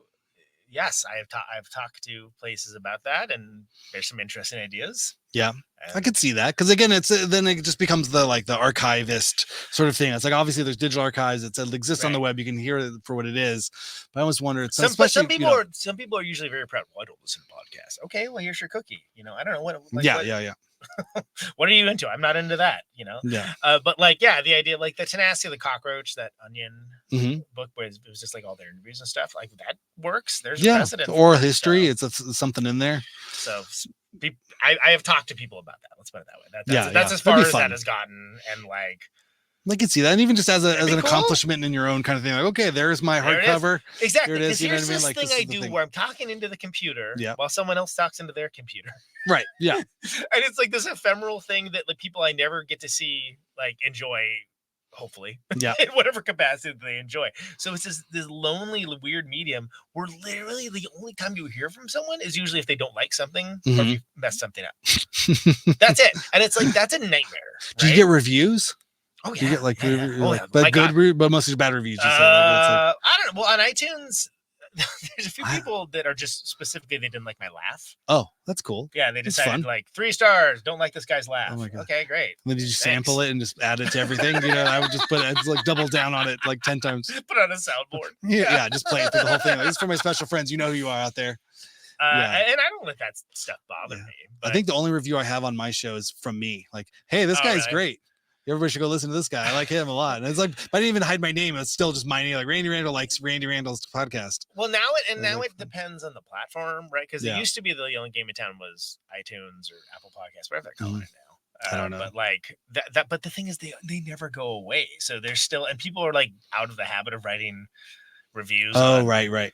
Yeah. Apple Podcasts, whatever it's called. It used to just be iTunes. So it's like, I think last time I looked, the average was just below where it gets recommended to people. Oh, gotcha. Okay. Which is a dick move because it is like that. It's like that Black Mirror episode where you get your social quotient up or something. Yeah. But it's like also like it's a moving target because they'll change it the next day. As soon as you get one, they'll give you. Yeah. Man, I have outlasted so many of these platforms. Right. Oh, right. Like that's why I never be like, oh, well, it's a great YouTube show. I'm like, it's definitely not a YouTube show. I only started putting it up on YouTube in 2020. Yeah. Oh, it's a great show on Spotify. Spotify is one of the many things that handles Protonic Reversal. I send it out to everywhere. Google Podcasts just wrapped their platform. They're done. Out of the game. They're out of the game. Stitcher isn't around anymore. I remember I had Stitcher for a minute. That's when I first got into it. Yeah, I like that. There's a bunch but I'm like, I don't care. Whatever the next thing is, I'll be on that too. Fine. Yeah. Like it's an institution at this point. I'm not going to stop doing it. Right. Like I don't do it necessarily for the same reasons I used to do it, but like I still think there's value to the work and it being part of the ecosystem of like we're talking about. Yeah. That. Hey, I have this thing I've shared. I want people to know about it. Right. And it's becoming your own outlet, which I think is maybe an insider term, but like an outlet just meaning like you talk about things, you interview people. I think that was always the funny thing of like being in a band was like, who the fuck am I talking to? What is this thing? Like, what is this thing I'm doing? You know what I mean? But then you realize like everything, like DIY, you know what I mean? If you don't like what it is you're doing, just make your own. Kind of thing. Well, I was like, that's a lot of what my thing is. Like, I'm trying to have the show that I would want to be a guest on. That is literally why I started Protonic Reversal. Was like, I wanted to hear the podcast that I wasn't hearing, and I made the podcast that I wanted to hear. And that is the long and the short of it, as they say. And I still am. Yeah. And do I listen to their shows? Sure, now and again. Some of them are even good. Of your own? No. I'm talking about other people's. I listen to my own show unless I have to. I listen to it when I edit mine. I mean, you don't edit, but I do a when Mark Stewart of the pop group died, I went back and listened to his episode. That's morbid, but like I went back. I guess when people die, I listen back to their episodes. That's weird. Yeah, it makes sense though. I mean, again, that's part of it. Yeah. I mean, I have some like lofty notion that like whatever my thing is, at some point, like I think people will get to know me better through it. Like, do you have that? Like, you know what I mean? There's not necessarily that I have a biographical like edge to my thing. It's not that for that reason, but just in sharing in conversation, you get enough about it. You get an idea of someone's character, where they're coming from, that stuff. Sure, absolutely. And I think your skills as a podcaster have grown too. I don't think you started off bad at all. In fact, I think I told you quite the contrary. I was like, oh, you're pretty good at this. I appreciate appreciate it. You know, I mean, it's a hard better. But I would hope so. I mean, you know, or maybe I got worse for a while too. I don't know. Maybe it'll come, I could always, you know, the dips, lulls and dips. You know, well, and there's a feeling out of it, right? Like there's like you and I can just go back and forth because I kind of rat-a-tat stuff anyway. I'm like, but some people you have to like leave room and you have to like wait, and you're like, I want to fill the space so bad, but I gotta just wait for them to like, you know. That's a hard one. The low energy guest is a tough one. Which doesn't mean that what they're saying isn't important. No. It's just that there's a cadence to how they operate that it's going to be a little slower. And that's it's important to recognize that, right? Yeah. Because you don't want to like steamroll somebody. No. But it's also like come on, like you're like you're playing. There's a little bit of playing tennis or playing volleyball or something. Like you kind of need if they reset every time, you're like, oh boy, okay, but I need a little back and forth here. You got to hit me the ball back. Like, I think, you know, I don't know. That's a good question. That's a good question. This. Yeah. It's real good air. Like, But I love the fact, like, I just heard Howard Stern on the Smart List and everything, and it's that was such a great example of like, you know, those three guys are goofballs, the like celebrity Smart List guys. I don't know what is the Smart List. It's a Jason Bateman, Will Arnett, and Sean Hayes. TV's, you know, ne'er-do-well elder statesman of like, you know, if you're in your 40s and 50s, you know, you all know who these guys are, maybe for the same reason. Yeah. But they had Howard Stern on, and again, it's like Howard's 70 now, and I grew up listening to Howard. I loved him, but he's here up on the. He's got the radio voice, and he restates the question, and he does the whole thing, and he does a wraparound. It's really great. And here, and these guys are just kind of like rah, rah, rah, which is fine. You know what I mean? Like it's just a totally different vibe. But it was the very.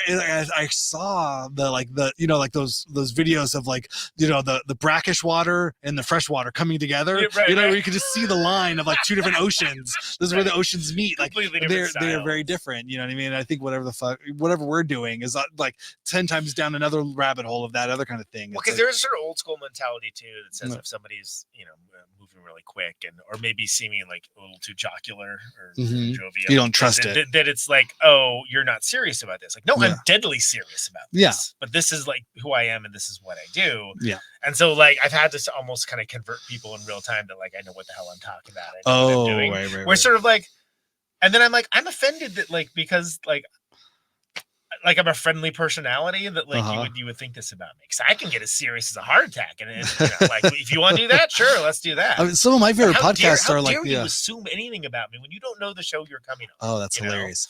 I don't think I have like as many professional people on as you do. Yeah. I end up bullshitting with friends a lot, and then some of them may be related to something, maybe no, maybe don't. But for me, those are some of the funnest things, especially you know, like you and Kip, right? I love that. I have to say that's why it would have been one of my favorites in a long time, just because it was really the like. I think I was punchy because I'd also done someone else's podcast that morning and then edited one, and then like I did like 2 or 3 like talking things. So by the time he and I were on, and his thing was also all fucked up with like latency and like all this stuff that it literally just became to this like I don't know what is happening here. This maybe was a little too loosey goosey. I enjoyed it. Yeah, and like I mean, Kip is a funny guy too. The guys I felt like and then I had Kip and Matt Hall on. Oh shit! And we went deep into shtick, right? Yeah, multiple times, and like I was like, "Are we gonna be able to reel this back in?" And we did, and then we went back into the shtick and whatever. And I was always sort of like, "Well, it might suck if that's the only show that's." I really love Red Scare, and I really would like to learn more about them. Well, you're gonna learn a lot, but you're also gonna hear all 3 of these people running shtick, like for a while. That's also part of the fun of it. Exactly. I know I've heard a couple interviews with like Terry Gross, man. with like Mike D and Ad Rock, you know, and it's like a Beastie Boys kind of thing, but it's like they're so sick of being the Beastie Boys, and they're not even the Beastie Boys anymore. Right. So but whatever what they're doing now, like and they're like, you know, they're in their 60s, and it's like they won't give a straight interview. Right. Which is kind of great. Like they produced a whole book, they did a whole thing, and you're like, there's tidbits of a story, a biography of a character. There, you know what I mean? But you realize they are also like breadcrumbs. They are comic book characters in their own life. Like they have no interest in being honest about their own lives and their mistakes, and you know what I mean. They'll cop to stuff about everything they do. They've also been celebrities for decades, and like where does he live? Maybe I can find out. Oh Jesus. Yeah, but even just feeling that little bit like that's always my hope in an interview with I'm listening to, and I try to bring it into the ones I do is that you get an authentic picture of a person because we all know people. It's the dumbest thing because when you think about it, it's like we all have friends. We all know people. Yeah. Even if you think, oh, my life's boring, you know people. We are all we're all like armchair pop psychologists, we all have an experience of socializing and what that is. And I think there's something about the podcast where you kind of want to, like, at least for me, what I'm doing, it's like I'm reading between the lines. I'm like listening to what the person's saying, but also what they're not saying. You know what I mean? You want to hear this person. Is there a real person there? Right. Especially in this age of shiny influencers and glossy people. Like you can go like, there's nobody there. This is a fucking all talking points and like shtick. It's super rare to have someone that has the guards up that hard, and I'll usually make it my personal mission to like knock it down. Yeah. If it happens. It has happened, and I've been like, oh, we're doing this, huh? Yeah. Okay. All right. Cracks knuckles. Yeah. Have you had people like stop you and say you have to take this out, or I'll tell you off air, or that kind of stuff, where you've had to like remove things, or like I refuse to answer a question? I've never had anybody refuse to answer anything. I've had people get weird before. I've had people say after the fact, "Hey, can you take that out?" Usually because it's like, that's not meant to be public knowledge. Someone else's story. Yeah. It's like, this is somebody has a medical condition that, whoops, my bad. I wasn't supposed to say that. Which, whatever, that's fine. Yeah. But privacy related things. I think I've been lucky in the fact that it isn't just like we have a booker and we have, slots to fill for the next 2 months. It's like I am picking people I'm interested in that I think are interesting. So I don't have a lot of random, interactions that are coming from a place of like them being like, I'm just doing the circuit on this, and I'm going to give the same stock answers. Because I mean, if I hear someone doing anything that sounds scripted, it actually makes me a little irritated, and I'll do anything I can to like talk about like anything that takes them off script. Yeah, and like to the point of, in some cases, hilarity. Yeah, but it's so rare that happens because most of the time people know what they're getting into with the show. That's good. And that's just whatever. That's the being around for 10 years of it. That's the like, hey, all these people have been on it. They think it's okay. But it's also not a hard thing if you've never heard the show. It's not a hard thing to like catch the vibe.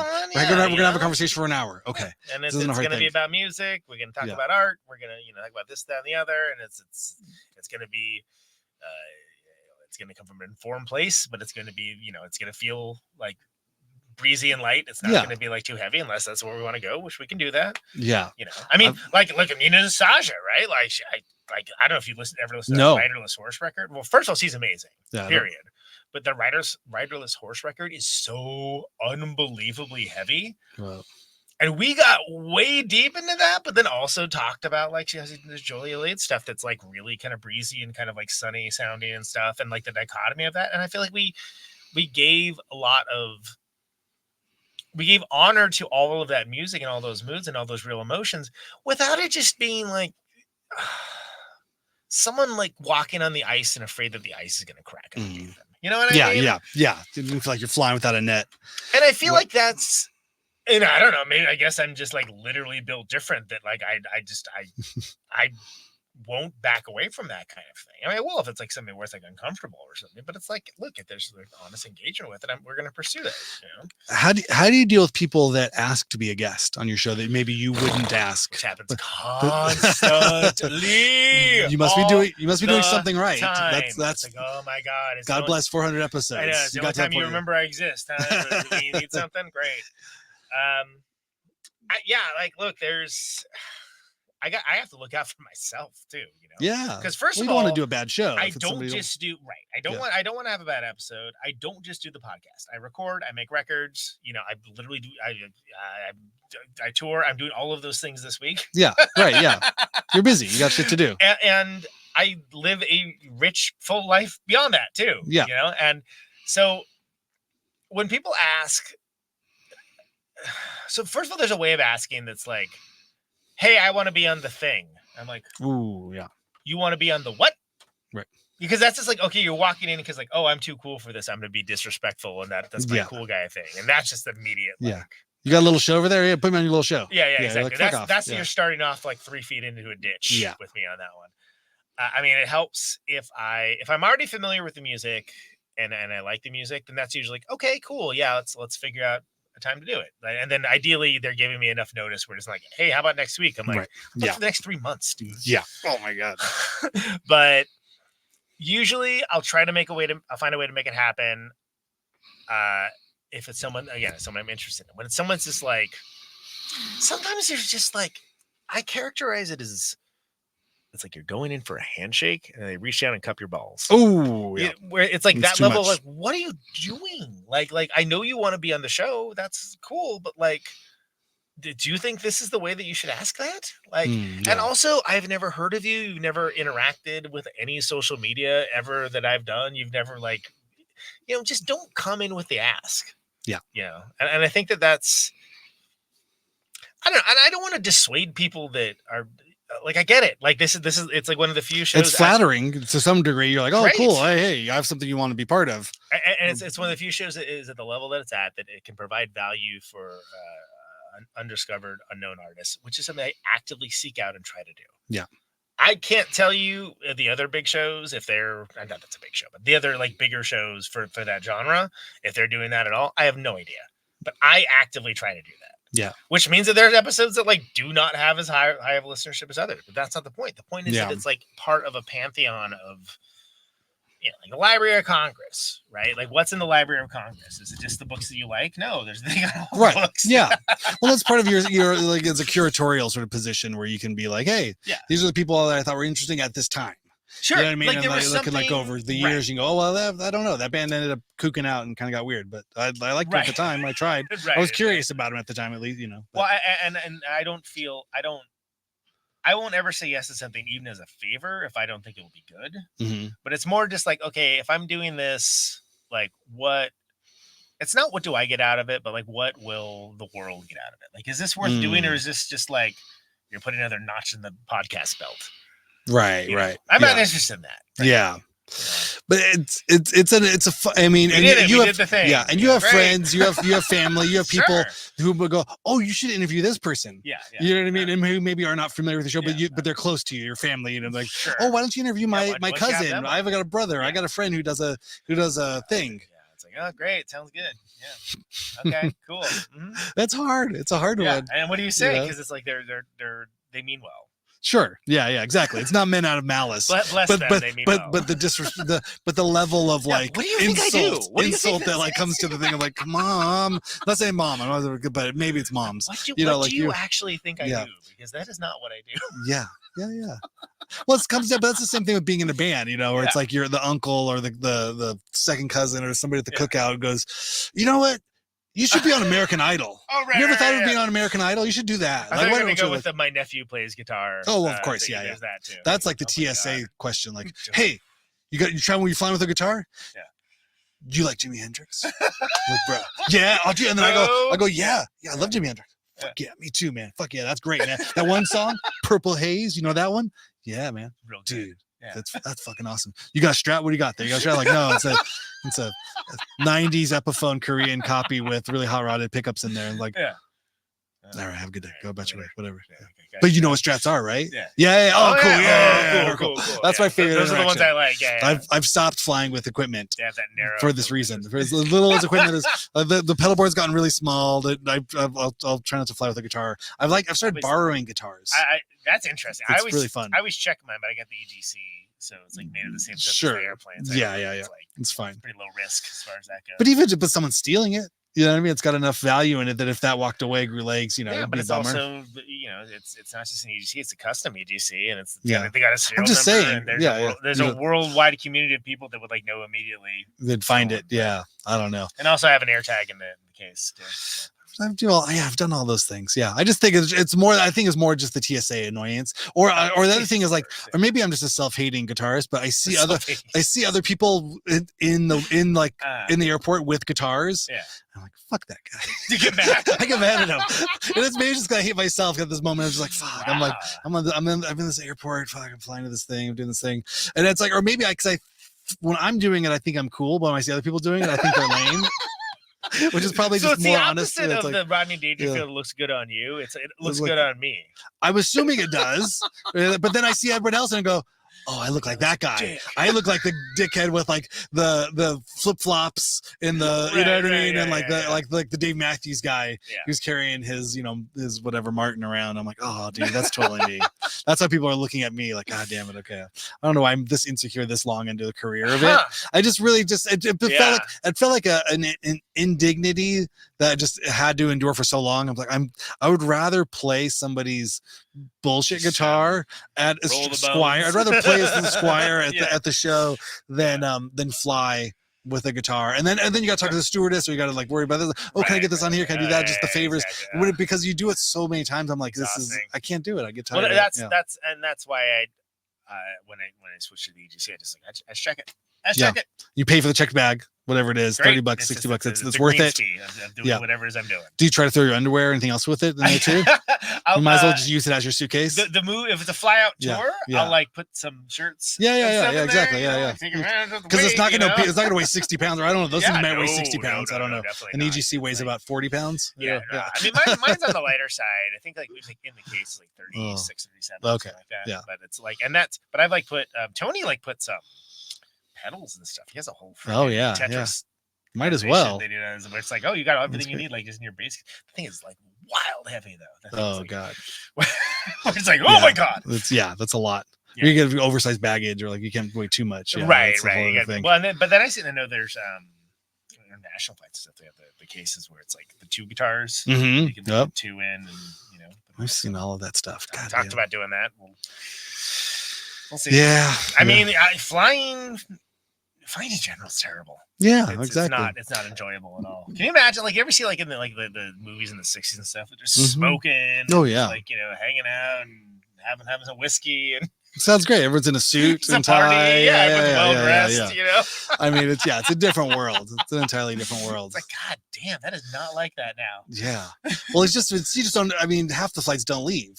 Where they're supposed to, you know what I mean? That's the thing. You're going to go and you're just like, some movie I saw where flip a somebody coin and you'll be late. Gets on the plane and they buy a ticket from the stewardess. I'm like, what? Oh God, yeah. Craziness. Well, yeah. Well, I mean, we're old enough to go. You could go to the gate, and like pick people up at the gate. I remember like, picking up my girlfriend in college with like a bouquet of flowers and like, waiting there. And she came off the jet. Like, hey, you're back. This is great. I definitely. Well, and I flew pre 9/11 too. That's of course, yeah. It's crazy. Anyway, whatever. Yeah, flying. Am I right? Hey, airplanes. What's up with the food? What about the food? Yeah. Oh, hey. It's not that good. Yeah. Well, 400 shows, and we finally got to airplane jokes. That's great. This is my airplane joke era. Oh my God. I forgot we're on video. I never do the video. I mean, well, that's another thing too. Like, I've always been like, I'm interested in what people are saying, not what they look like, what they're saying. Yeah. But then our entire culture has been trained now to be video focused. Whereas, like, I literally just did as an afterthought. I mean, there's probably 20 episodes where I recorded video and I never did anything with it. Yeah, I don't do much. I do like do the clips for the promo stuff. I love those clips. I love a clip. I love the short form video. The clip will work for me, but I mean, most podcasts that I listen to, I have no idea what the people look like. I don't care. And even if when they say like, "Oh, we're on YouTube," I'm like, all right, I don't know. I don't need that. That's fine. Hope you're having a good time at that platform. Yeah.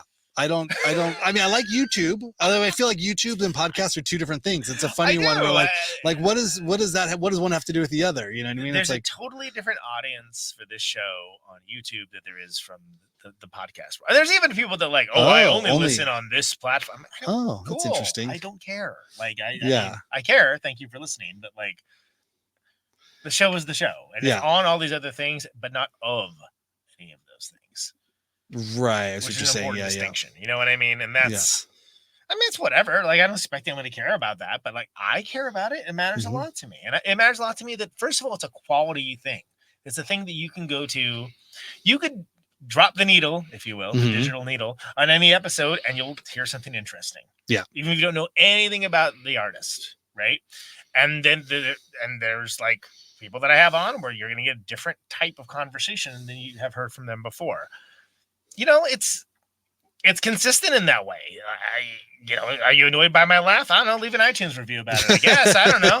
Tell all your friends. Tell everybody. Tell everybody. Yeah, the more annoyed you are, please tell more people. Yeah. By the way, it's great to hear somebody complain about something you can't change about yourself too. That's great. Oh well, there was the whole thing with like Eddie Murphy. Stop laughing. The new Beverly Hills Cop. He had this whole thing where he had to change his laugh because it became his catchphrace, the big Ricky Ricardo thing. And so he admitted, or he went on and told the story about how he's like he purposely trained himself to stop doing that laugh. Wow, what a bummer that is. I mean, sad. Well, yeah. There's lots of things about modern Eddie Murphy that are kind of sad, but but the fact that he doesn't, that he can't, feels like he can't laugh at himself. It's like that felt almost like the whole crux of the modern Eddie Murphy, like the man who doesn't want to laugh anymore. The man who can't laugh anymore. It's like, we can kind of tell you can't laugh. We haven't been laughing either. We're not laughing either, friends. Sorry. Lit him up.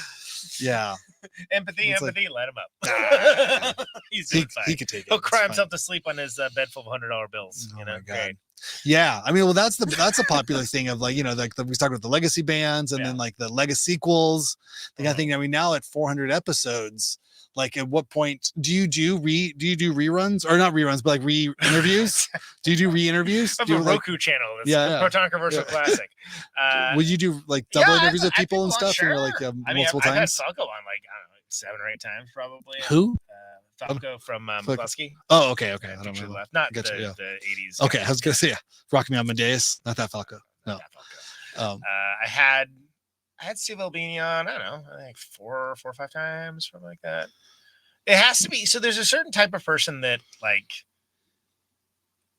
just whenever you talk to them, it's good. Doesn't even matter what you're talking about, right? And so I'll always have like those kinds of folks on. And sometimes people be like, "Hey, got a new record, like to come on." Oh, okay, cool. Right it's fun. It's part of the press thing of it all. Problem. Yeah. But like it's there's not any rhyme or reason to it. I don't have like a strict like 1 episode only rule or anything like that. That's stupid. Yeah, I don't think you need to do that. You wouldn't cut yourself off. Who do you think you are? Like that. I almost. I have a lot of opinions about other shows. When people do stuff like that, I'm like, okay, calm down. Yeah, that's not true. What do you think you're doing, Carson? What interview would you want to redo if you could again? Oh, not necessarily because it's a mistake, but if there was somebody who you could do again. Well, it's interesting because I don't think the episode's bad, but the Ian MacKaye episode, I don't think it should have been better. To me, which is funny because that's interesting. I firmly believe that the Guy Picciotto episode is the best interview anyone has done with him that I've heard personally. That it's not easy. He's a hard dude to get a hold of, but it's a wildly different conversation. But like, I don't know. I thought it was good, but I was like, I thought that was going to be really great. And it was only like pretty good. And then people want to hear it, so it's popular. But then it's like, was there stuff that he wasn't giving up, or was it like what your opinion? He doesn't like talking about. He doesn't like retrospection in music, which I'm like, okay, well, that's a problem. Retrospect, like you talking about. He doesn't want to talk about like the old records or whatever. Sure. I'm like, okay, fine. Sure. His old records. He'll talk about other people's old records. But it will seem like a Rollins. I mean, like many things in life, Henry and Mr. MacKaye have shared opinions.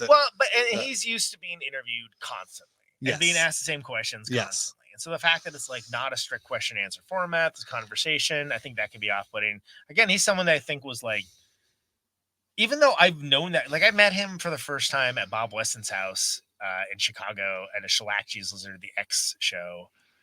I don't know, like 22 years ago or something along those lines. Amazing. I've personally like been in the same room with him and like, are we friends? No, but I mean, like he remembered who I am. But I feel like, I always kind of feel like, I don't know, like I'm not quite, it's not that he's guarded because he's not guarded, but I feel like he's trying to sort of like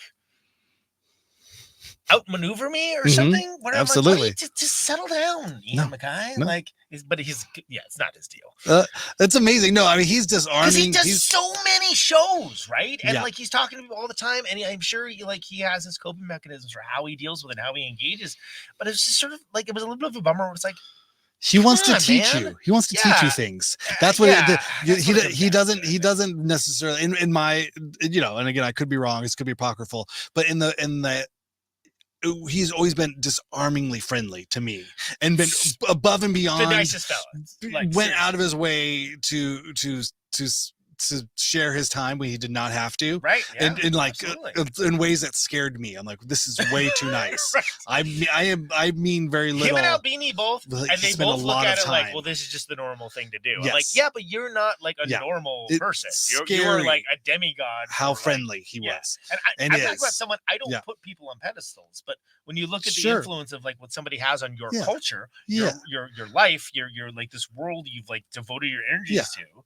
Might not you be know. a pedestal, but there's a spotlight. There's a special yeah, clearing it's- in the pathway you're that not they get. just Yeah, yeah. folks. No.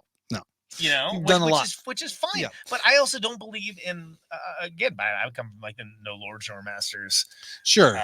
mindset, but it's also like, yeah, I think there's always going to be a little bit of a wall. But there's a line between friendliness and contemporary. And I think that's where Okay. you know, I mean, that's where, Yeah, if I had to, you know, be honest about it, I think like, you know, being so generous, so humble, going out of his way and sharing time that he does not have to share. Sure. But through part of that interaction is an opportunity to educate. And I think that almost is part of it. And it's not necessarily to share equal footing, but to you know, impart information that you are asking of him. Because if you want to have the conversation, so he's going to give you something for that. It's almost this style of thing, and that can sometimes feel like, whoa. Wait a second. Hold on. I didn't ask. Hold on. I thought we were just having a conversation. But again, like I say, I mean, it's absurd that he would even take the time to do it. So if in that moment there are you would fancy yourself a contemporary, and then he won't mind schooling you, like, oh no, I've done a lot of shit. And you're like, oh yeah, you're right. And not in an arrogant way, but just in an obvious kind of way where it's like shame on me for getting too cozy. Almost that's almost what I feel like it is. And again, not that he's wrong. You know what I mean? It's that kind of thing. Like, don't mistake friendliness with friendship or something. You know what I mean? And that's that kind of thing where it's like, oh, okay. Or like our contemporary is probably the better way of going about it. Like, that's a good point, you know, because there are people that'll have on the show that it's like, oh, we have this great conversation. Maybe it's even like really in depth and there's a lot of detail to it, and you know, whatever. And then it's like, and then that's just over for forever, and like you never talk to him again. Yeah. You know, and sometimes people stay in touch and then you become friendly or whatever, and that's great too. But like, it's just weird that sometimes it's like, I don't know what we're doing here. Like, right. Yeah. Is this the end of our interactions, or are we, you know? But I'm sure I've been, and you've been that same way to somebody too. Like you don't even know it, but there's somebody out there who was like, I thought we were best friends, and I never heard from him again. Exactly. And maybe for whatever, you don't even think, you never thought about it again. You're like, I don't know what happened. And it's not out of malice or forethought. It was just a parasocial relationship that comes from this bizarre. Or people, I'm sure, think they know you very well. For 400 Oh episodes in, people might tell you things about your stuff. You're like, how do you know this? To me, you're a stranger. To you, I am your best friend that talks in your ear for hours. Yeah, exactly. No, and that's well, yes. Right. Yeah. And that's part of your bargain with. But I don't mind. It can be disarming. You signed up for it. Yeah. Exactly. Yeah. And is it kind of weird? Sure. Yeah. I mean, the weird thing was when people like, some people get almost hostile about it. I'm like, I'm listening to you too much. I'm like, sorry / you're welcome. Yeah, I'll stop being as good. I don't know. I don't know. You what could to skip tell every you. other one. You don't have to listen to all of them. Yeah. Congratulations / I'm sorry that happened to you. Yeah. I mean, I find myself, wanting to be friends with podcast hosts that I listen to, and then I really have to check myself and be like, oh, I'm not. I'm they not don't know friends. me. We've never interacted in any way. But in some ways, I'd be lying if I said I didn't want to be like, could we just like hang out sometime? Like, it'd be so cool. You know what I mean? That's not. But there's also other people too that I'm like hugely a fan of and almost hero worshiping of, and it's like the opportunities I have had to talk to them. Yeah, I run. Because I don't really want to be their friend. It would scare me so much to be one of these people's friends. Like that is not what I want in my life. I don't have a space in my life to have these like people that I look up to be friends with. You know what I mean? It's not. That's not a like. That'd be like. I don't want that. I don't seek that out. Cool. Because another white whale or whatever making a cave, right? But like, oh, okay. Would that be good? I don't know. It's a contentious relationship with most people, that are quote unquote interviewing him. Yeah. And I get it. I get why. I know the history, but like I think it'd be good with OS doing it. But yeah, of course I think that. Maybe it wouldn't, and maybe it'd be terrible and have a hard time listening to his music or something afterwards. I don't know. Yeah, I think there's some people that are, especially their artists, that I just respect so much, and I appreciate their music, and I know everything I want to know about them through their music. That if I had to, an example, throw me an example. Tom Waits. Oh, that's. I wouldn't want to talk to Tom Waits. He wouldn't give you anything anyway. No, well, of course. Well, maybe that's point in being. Do you know what I mean? But it's like come in on a mule, like eating a can of beans. No, I remember what are we doing over here? Speaking of mule, I remember when he was doing that record Mule Variations. I read a lot of interviews he did because he did a lot of press, which is great. But he literally had like a book of like 100 odd facts, and he would just read out of that. Like he was just deflecting everything there was in the world to deflect. Jack. Is there a part of me that thinks I could have coffee with Tom Waits? Yes. Sure. If given the opportunity, would I do it? Yeah. Probably not. You know what He's I mean? on Dale's new record. I know, which is it's huge. I talked to Toshi about it. He told me the whole story how he got to it. I knew that was happening. Yeah. On the 10-year anniversary episode, but I was sworn to secrecy because it hadn't actually happened yet. It's great. Like, oh, okay. But also more to the point of like. But that's I don't want to meet him. Where it's like, it's like, oh, this transactional or something. Here's a thing, and he's doing this. Here's the stuff, and somehow we're. Wikipedia articles are linked between these two things. Yeah.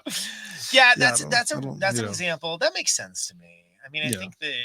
Or Kevin Shields would be another one for me. You know what I mean? That kind of thing where I've met him enough times and we exchanged, phone numbers. And I was like, this is very inappropriate. That's right. You guys have probably played together. Yeah. Huge. I mean, beyond like just mind blown. Like when I was 12 years old, 13 years old, I had Loveless Isn't Anything on tape. And it literally like transformed my molecular like makeup. Right. The way I looked at music, the way I heard music, I was changed. I was baptized in the noise of Kevin Shields. And so any interaction with him as a older person myself and him as an older person, I was just like, I'm good. I'm good. Just seems like he would I have nothing else to say but thank you and then walk away. He would just be a dude. He would just be a guy.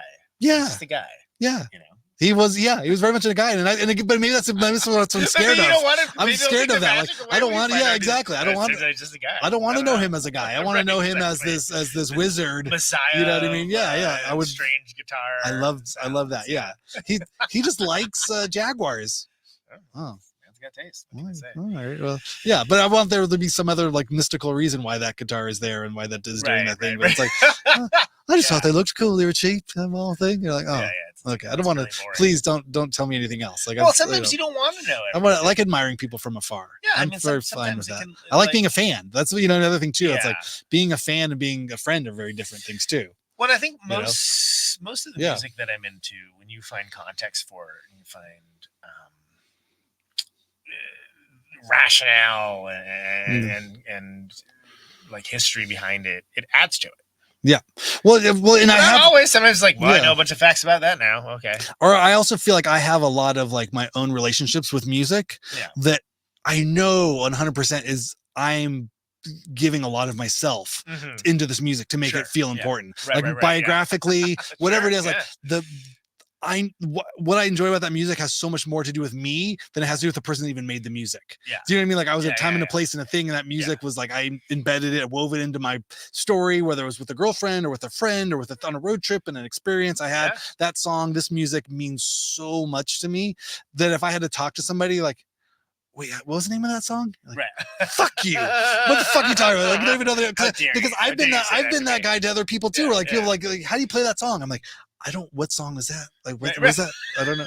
You know, the one that goes like this? Not that I don't appreciate it, but there's some songs that, in a catalog of music for over decades that you don't play at every show. So you're like, I would have to look that one up and get back to you. Like, not that I don't like that song, but like the name isn't striking a bell real quick. So I'm also in a 2-person, you know what I mean? Somebody else named the song. Someone else. Right. You don't necessarily. It wasn't necessarily my song. So I was like, I don't know. So it's funny. It was at the Portland show we played with McCluskey. A friend of mine who's like followed the band for years. Like, hey, why don't you ever play starting position? And I'm like, I don't know, because I just didn't think about it. And then I thought about it more and I was like, oh yeah, because I think when we tracked it, like we recorded a little too fast, and for some reason I didn't say anything. I always say something, but like I was like, oh, I think kind of lost a little bit of the groove. So kind of like the magic of that song kind of like wasn't there for me as much anymore. But it's like, and I listened to it, I'm like, song's pretty good. Like, and then I was also at the same time we were playing this off the same record. We were opening a song called Misery Machine, which is great. I love that song, but it's just like balls out vocally from the very beginning, which is not a good song to start with. Yeah, maybe. And so I was like, I kind of want to swap that out with something. I was like, why don't we just play starting position, right? There you go. And then, but it was like, if Eric Valverde had not, I'll give him a shout out. If he had not mentioned that, probably would have ended up in the set. And I was like, this song's great. This is like, it's easy to sing. It's a good rocker. People like it. There's a fun guitar solo, like what's not to like here? Yeah.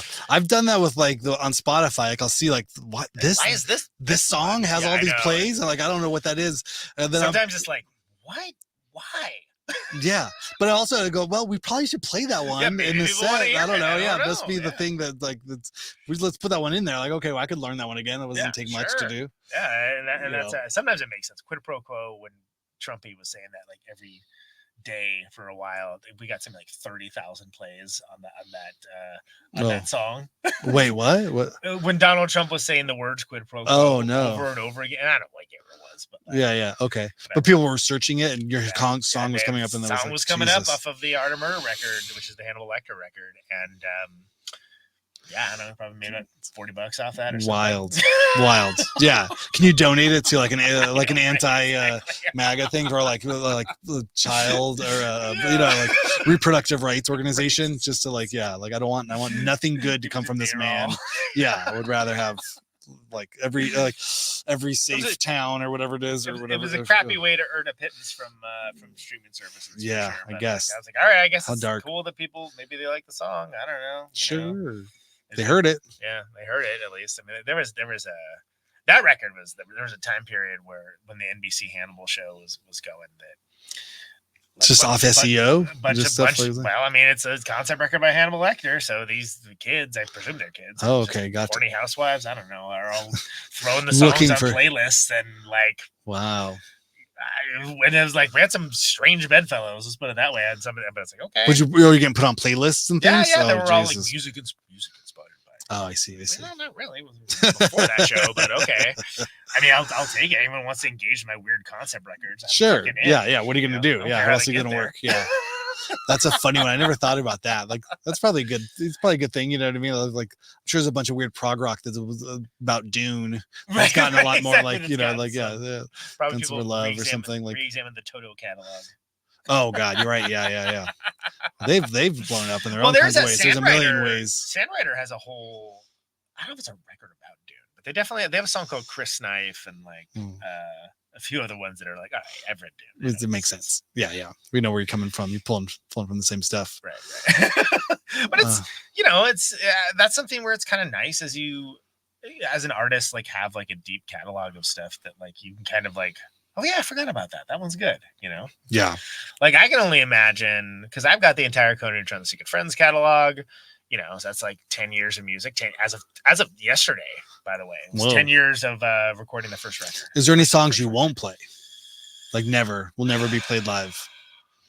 There's songs I don't think are very good. Okay, or that are fine, but nothing happened. There wasn't a thing. It wasn't like well, the concept record about depression, Dark Passengers.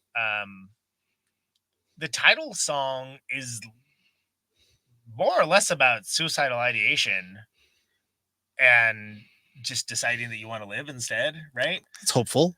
Which is good. And that's one of the reasons why it's a concept record about depression and mental health. I wanted to get it right. And that was one of the things I wanted to do. But it's also like, we play, and I like that song a lot. It's like a vibey kind of like low key one too, so it fits nicely in the set to kind of break things up. But it's also like I just don't feel like playing this. Right. Like I'm not feeling this right now. Well, especially as a singer, like you kind of have to assume a certain point of view to say words or to emote words to music that like I could see. Like I don't sing in the band No Age, so Dean as soon as we'll talk about stuff, he's like, I just don't want to sing that song. Not feeling it. Or sometimes there's also stuff that's like we may have to transpose that down a few notes too. The voice doesn't do the thing. Yeah, you could hit a note, 20 years ago that you can't hit now, like stuff like that. What you're talking about. Yeah, ladies and gentlemen, Johnny Cash. But I think that's that's a nice place to be. That there's like this deep catalog that I can go back and be like, oh yeah, this is good. Like let's play this. Like let's pull this out of the mothballs, and like that's and it's not to like discount my other bands. Like I think those bands like did what they did, but I don't ever really every once in a while we'll bust us a Replicator song, but like I'm not would you do a whole like Conan Neutron plays this record again? Are you point in your catalog where you could do that? I mean, Art of Murder is like the popular one. Like that would it'd probably be that one. I mean, there's songs we've never played live for that record, so that'd be interesting. It'd be like an interesting challenge. If there was people want to hear it, sure. I mean, I think that would be fine. What was that? What was that? I don't know. What was that saying? Oh, we're still good. Saying rap it.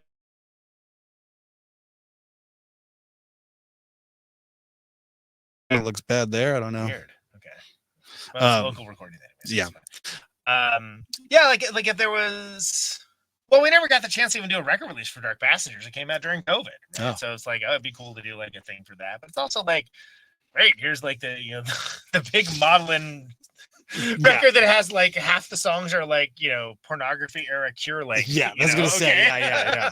Everybody else have a beer. It's a funny one. Yeah, I mean, I've seen a couple bands do the take the album out on tour thing. Yeah, and then they always do like another. Here's some more songs. Too. Here's the songs. Yeah, but I don't think there's something just conceptually flawed about that. I get it from a marketing handle, but records aren't really. The band they didn't play that whole record in its entirety even when it came out. They played the 5 songs, the 6 songs they wanted to, and then that back half of the B side was meant to just enjoy on your headphones. You know what I mean? It's like you don't need the medley of Abbey Road played live. I'm gonna call out Sonic Youth when they did Daydream Nation. And by the way, that was the pitchforkization of like, they're doing the record you like. I'm like, why don't they play the 33 1/3 or something? Yeah. But then it was like, way to make money. As great as that record is, there's that suite of songs where it's like, I forget what they're called, but those last 3, I was like, that last one is garbage. Like, it's bad. Like, it ends on the worst song on the record. And it's like, great, that's the end of the show. Hey, all right, good night, everybody. Was there an encore? Like, nope. It better be. It dug a hole on that one. Yeah. Records work that way sometimes, and that's part of because you listen to a record different than you would have a show. I mean, they're not the same thing. Again, it's apples and fish. You know what I mean? They're just well, and I feel like the way the set's been live for the past few years is it's like it's pretty much something from everything. Like there's something from the single series, some from Dark Passengers, a couple songs from Art of Murder, maybe some of the first record, the split with Lung, the split with Radical Strategy. There's something from everything, but that's not something that can happen for forever because it's like eventually, it's like, well, how long is this set? Cycle things in and out. But it's not that I'm thinking about it in terms of like, we have to make sure every record's represented. It's like, I really like this song. I really like this song too. This one works well live. This one works well. And there's ones where like, well, that song's cool. Maybe it works great live. I don't know because we are not in a position where we have to all right, let's try this one. Yeah. Would that be cool? Maybe we would find that hey, that song rips live, and sometimes the song does not rip live. The song is much better recorded.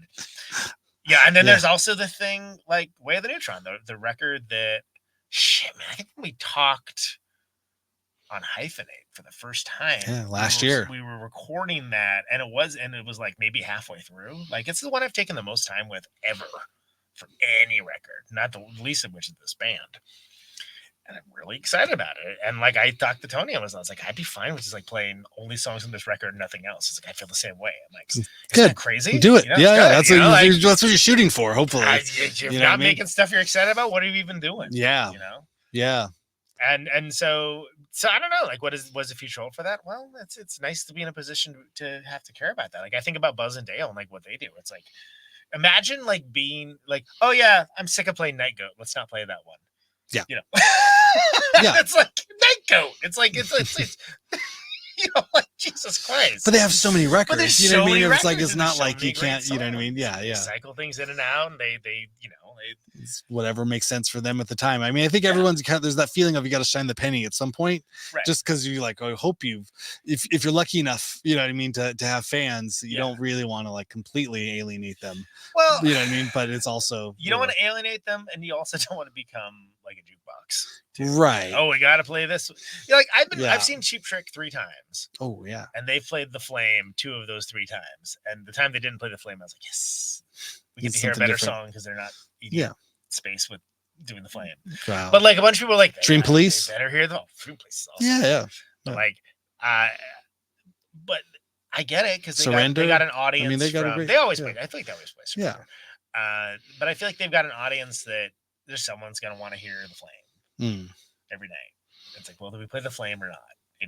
So it's like, and that's a band with a hit problem. Sure. Problem. Good. Yeah, it's a great thing to have. Yeah. I mean, same with like the Stones. I mean, you're going to hear Sympathy for the Devil. You're going to hear Satisfaction. You're going to hear Wild Horses. Imagine if Thomas Dolby didn't play She Blinded Me with Science. No. I wonder. Yeah. Well, I wonder more the other way. Or like if you're just the one guy, like what is this? You're My Little Boo thing. This is, this is like the remake of whatever the song is. Best of My Love. Oh, got the best of my love. Right. Oh, and it's like a popular song, but I was just thinking that this morning. My kids put it on the Spotify on the way to school, and I was like, if you are this artist, these are things I'm wondering while I'm trying to make my way through this song. Like, what the fuck is this shit? For this 20 times, it's annoying. But I was like, if you're this artist, okay, this is my thought experiment. Do you open with that song? Or do you close with that song? You have one hit. Right. You really, I mean, I imagine the man has 17 other songs he could play.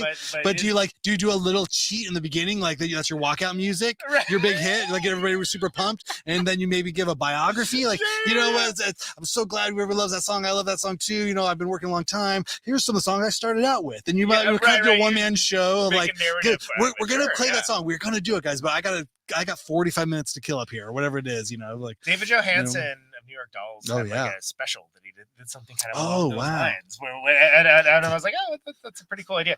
I think it's. And then finished with Some Like It Hot, but some sweat. Or is that his? Or no, that's not him. That's Power Station. No, what the fuck was this song like? Hot. Hot. Yeah. Oh no. But he's enough with like the with Dolls. You could do a whole set of that. I don't know if he does that as. It was Buster Poindexter. Jesus. I think it's Men at Work that they do the thing you talk about. Start and end. They have like a section in the middle is this version, and they close with and it's like, you're just doing it. Huh? Yeah, get what you get. I mean, it's you don't if that's what's good. If they came for that, give it to them. They came for. I mean, there's a little bit of striptease to it. You know what I mean? Like, well, exactly. You don't want to give it all away at the beginning. You want to keep them going for, but then also respect on. To like Mudhoney, like they'll play Touch Me I'm Sick like fourth song in. And then a bunch of people just like take off, and then like everybody kind of cool. Good for them. Yeah. They're there to see the rest of the Mudhoney set, which is oftentimes like new record. Which, as a Vital rock man, like I love that. Yeah, that blew my mind. Where they this is like years ago, New Parish.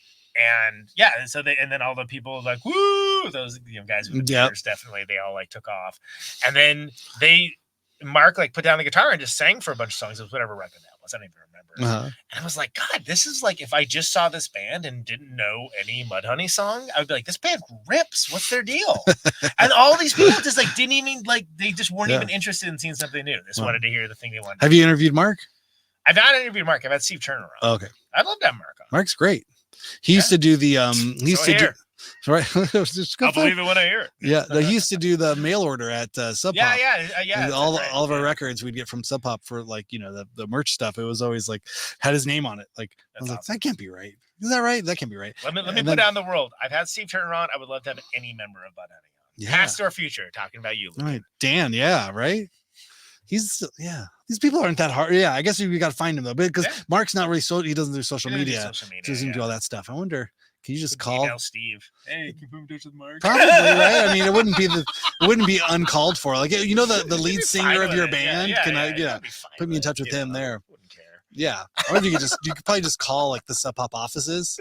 Right. Like, hey, I wanted I'm sure they're promoting something, you could get passed through. But even if they don't know who I am, they might have heard of the show.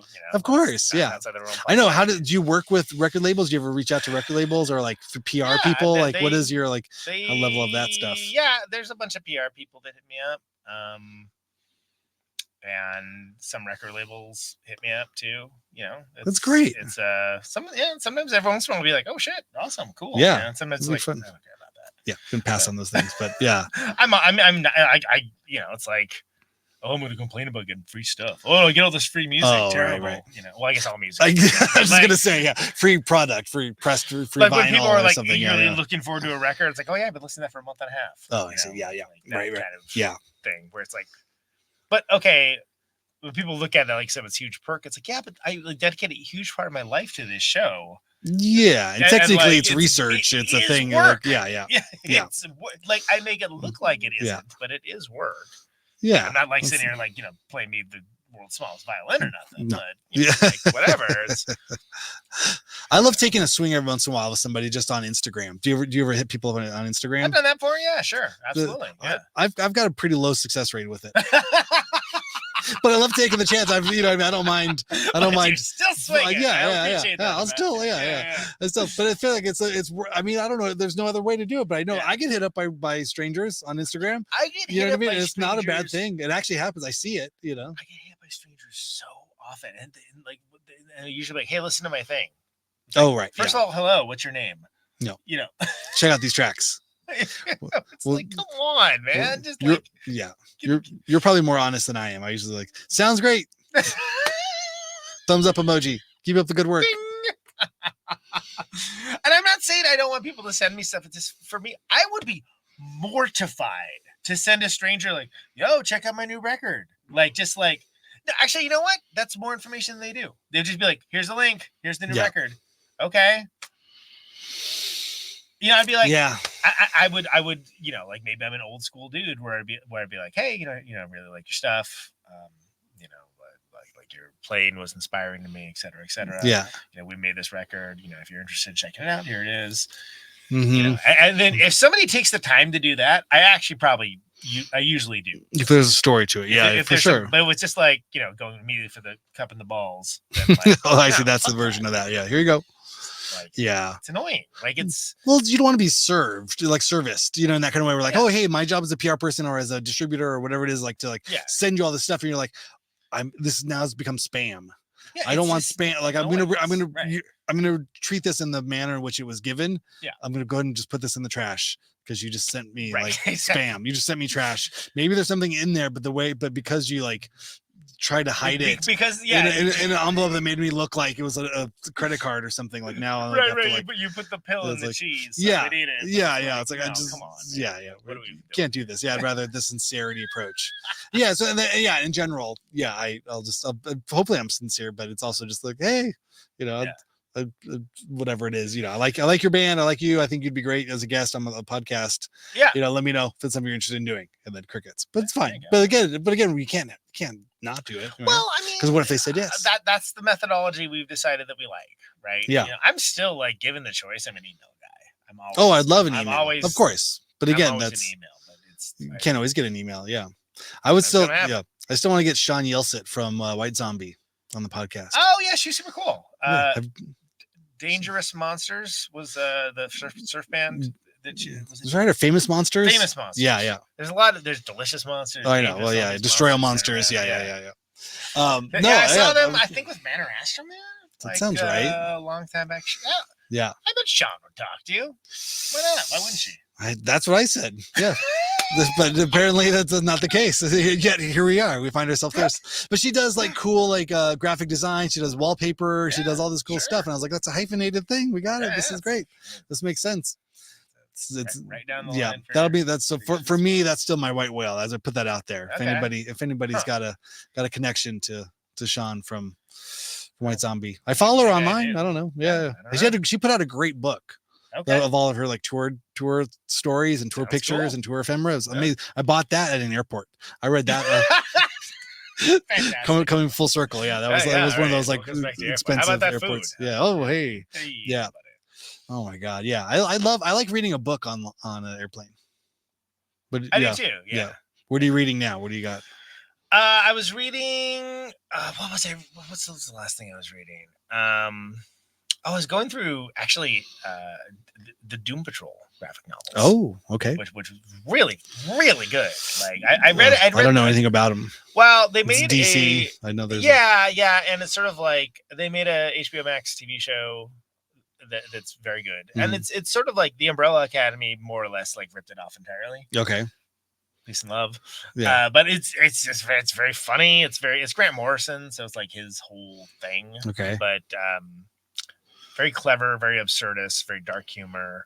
Like definitely not like standard superhero fare or anything along those lines. I bring the I'm gonna have him on. The drummer for the Gits, I can't remember his name, wrote a book about Mia Zapata. Oh. And I'm gonna have him on. Actually, I think maybe the first episode when I get back home. So I better finish the That's book. great. Yeah, that's amazing. Better finish the book before I do that. I'm the guy that always reads the book. That's great. I have someone That's on, amazing. which Yeah. I've been so out of reading. COVID destroyed my read. I had to I literally got a library card so I could get in the habit of okay, I have 2 weeks to read this book. And there you go. And it actually worked. It It got me back on in the habit of reading because I used to be such a voracious reader, and for a couple of years, it just was I had a good reading Jones happening, and then children.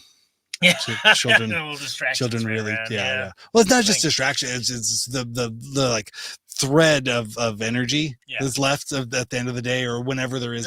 You know what I mean? Just the fumes. And it's an active thing. You're putting the energy into it. Well, I've read the first page or first couple pages of the book over and over and over and over, and I was I've started many books and they're all classics. Yeah. I just came to the point where it's so depressing to just once again I'm I can't start on page 2. I don't remember page 1. Jesus, my brain is so dysfunctional. So I'm going back to 1 again. And I'm just not for the 5th time, for the 10th time. I'm just going to go ahead and say I'll get older. Yeah. There will be a time when my brain will belong to me. But it's the fact if I can put one foot in front of the other and count yourself lucky. Yeah, that's it. You missed a short-term memory until that point. Exactly. I just kind of got there. I did buy Brave New World up here during it was not too long ago. I read it in school, but it felt as though the time has come. The time we were living in was so akin to. I was I want to make sure I'm not confusing this in 1984 or Fahrenheit 450. Yeah. There was this dystopian kind of world that I read in high school. I was okay, I want to make sure I can at least attribute Brave my New World's things. The one with their Soma. Wait, is that one where they're watching the thing and it's basically streaming entertainment? Just felt the world had turned into this thing. Yeah, and so now I bought the book to prop up my hard drive on my speakers. Well, I think that has more cachet than. I love 1984. 1984 is one of my favorite books, but I feel it doesn't have as much cultural cachet for what's happening now as people like to think it does. Oh, okay. It's still, I think it's still good because it gets in the idea of framed language and stuff. And which one's Ministry of Misinformation? I think that's 1984. Okay. I know, right? I know, right? But that's just, I feel we're is that the one with the Soma, or is that the other one? Yeah. What's the one? Yeah. What's the Milk Bar? I know. I've seen that movie. I know that one. I can talk about that one. Well, 451's easy. It's one with the burning of the books. Sure. Right. That's the firefighters burn the books. The other book that I get confused on, and again, I had a pretty good my 14-year-old self was kind of ruling, literarily, I was really enjoying this stuff, so I can speak with experience. But there was Childhood's End when the aliens land, but they're really demons, and it crosses over from sci-fi almost into religion. It's an Asimov book. I want to say it's Childhood's End. Did you ever get this one? There's a lot of Asimov I have not. Oh my god! And I like all the stuff I have read, and I got holes. I mean, he has a huge catalog, so it's hard to have a real handle on all of it. And that includes not the 2001 sequels, you do 2061. Oh no, I don't know these. 3001 or whatever. Sounds like fun. I read I like his nonfiction as well. He's got I did just Asimov or Asimov. No, there's no Asimov. On physics, just basically physics 101. That was a great book. I loved that in high school. And then I got talking to a man who owns 5 different Richard Feynman books. Yes, those are great. Yep. I remember. Yeah, I remember I got into Richard Feynman. What was the cat? What was the name of it? There was the big one. Feynman's. Surely you're joking, Mr. Feynman. Is that one? The Pleasure of Finding Things Out. Not a cat. Maybe I'm thinking of somebody else. Beaten Path. I have to Google it. Surely Joe. Yeah, maybe that was the one. But then. Asimov has Asimov Explains the Bible. And I got that. I was cool. I was bold enough to be okay, cool. I can do this. And then, but that coincided around fatherhood. And I was okay, this is going on the shelf though. I'm coming back to this. I can get but it's almost the same sort of way of I'm going to run a mile. When I was 14, I could run a mile. Yeah. I could do that. And they're just and then I find myself out there Jesus Christ. Physically, mentally, I'm just worn down. Exhausting. I have to give myself the grace of just being older. Like, okay, Right. the brain still works, Yeah. in theory, but it's my retention and my time, just the time of wonderment, and just that time of like sitting around wondering, and like just that's I don't know, my brain's got more plastic. Time you spent just like drinking for the sake of drinking or something too. Oh like, yeah. oh my god, what was I like? What could I could have like solved all the world's problems. Yeah, I thought that's what I was doing. Right, That's what I thought I had it all figured out, had all the problems, and then woke up and the butterflies chased it away. Yeah. It's like, oh wow. That's where it goes. Let me look at my notes. This makes no sense. Yeah. It's like, huh? This is incomprehensible. What is this? What? It's like trying to write music in that same way. Door mean? Yeah, right. Yeah. Was that good? That wasn't good. Oh, I'm gonna listen to this recorded. I recorded a riff. It was really good last time. Like, no, or sang it into my thing. I would do that where you wake up in the middle of the night, like, oh, this is the thing. And you're like, nope. That's how. There's a song called "Competitive Grief" that. It's on the Split Radic Retaliator strategy, which is the one where we pick the song titles ahead of time, and we each band like wrote songs to those song titles, and that actually the C section of that song came to me in a dream that was so vivid. Whoa! That I was like took the time, like woke up in the middle of the night, and I took the time to like record it and I listened back to it, and it was not nonsense. It was awesome. That's huge. And I was like, oh, where did that come from? And like Toshi's like, that's a weird part, but I like it. I'm like, yeah, I literally came to me in a dream. Whoa. So it's meant to be. But of however many years, like writing songs, whatever, one time. Yeah. And it wasn't even a full song. It was a part. Just the ending. It was like a cool part. Hey, but it worked. You know why? You know why? Because it's not about divine inspiration. It's about divine perspiration. Ooh, is that it's a new antiperspirant blocker? Divine perspiration was like new Protonic Reversal sponsor. Yeah, make this divine perspiration. Buy your own God's sweat. Divine perspiration available in all finer sweatshops. It's great. Well, what do we do? What is this? Usually this would be like where there are two things. So first of all, we mentioned that you and I are playing shows together. We're playing San Pedro and San Diego. I'll mention that because not just my tour dates. We're playing Bottom of the Hill, which is one of my favorite venues in the U.S. It's great. And then we're playing Tempe after that, and we got shows with Dead Bob and Lung coming up, and Godbellies. So Detroit and Louisville and St. Paul and Milwaukee, all that stuff's coming up. There's a bunch of other things coming, and then there's a new Secret Friends record coming out. I guess next year. Keep your ears peeled. You heard it here first. It's running low on time. We're getting to the end. It's not only my favorite Conan Neutron, the Secret Friends record. I believe it's my favorite record I've ever done. And I've done a lot of records, my friends. So think of that what you will. Yeah, as it should be. What if there's like in the middle of making the record, like, I don't know, this is record. It's not really for me. It's really, that kind of thing. Yeah, I got another 40 hours to put into it in the next 2 days, but it's okay. It's fine. I don't know. Fine, I guess. I feel like I've talked to people that have felt that way about records, and I've internally been like, I would be screaming in my head the entire time, like, what are we doing? Like, why are we doing this? Stop making the record and do something different. Yes, please. Sunk cost fallacy.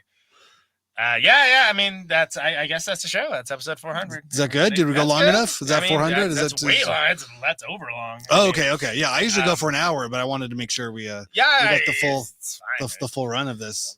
It was your show. I figured you were going to stop me at some point. You would turn the car around if we started to go too far. The only thing is an irreverent host. I think I've done it. I did it another episode, but I do ask the why do you do what you do question. Is that Carp? Yes. Oh, cool. Yeah. It's more people that I wouldn't want to become friends with. I'm too afraid. Oh, yeah. Yeah. That was, Conan is remarking on a photo print I have on my wall. There, my buddy Benji, who we used to share a space with, was a photographer, and he shot a lot of great bands in the 90s. That was at an in-store. So we're looking at a picture of a black and white photo of Carp and playing an in-store. And I think At the Drive-In played right before them at this show. I was not at this show. Cool.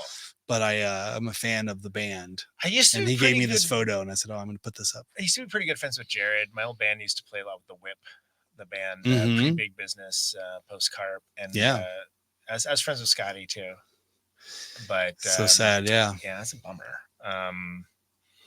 I don't really talk to Jared. Jared doesn't talk to anyone anymore. Though. I don't feel that offended, but like, I mean, when I see him, he's like, "Hey man, what's going on?" You know, friendly. He's just, I think he's just kind of like off. Sure, he's got his hands full. He's got enough to do. He's got a family. He's like running around. He's unwound now. Sure, yeah. It's enough to keep you busy. I mean, that's like, if there's, I don't begrudge anybody who is not engaged in the online, nightmare, thing. Man. I hate it. It's a lot. It's just a lot. I would not do it in a second. I would be happy to not do social media. No.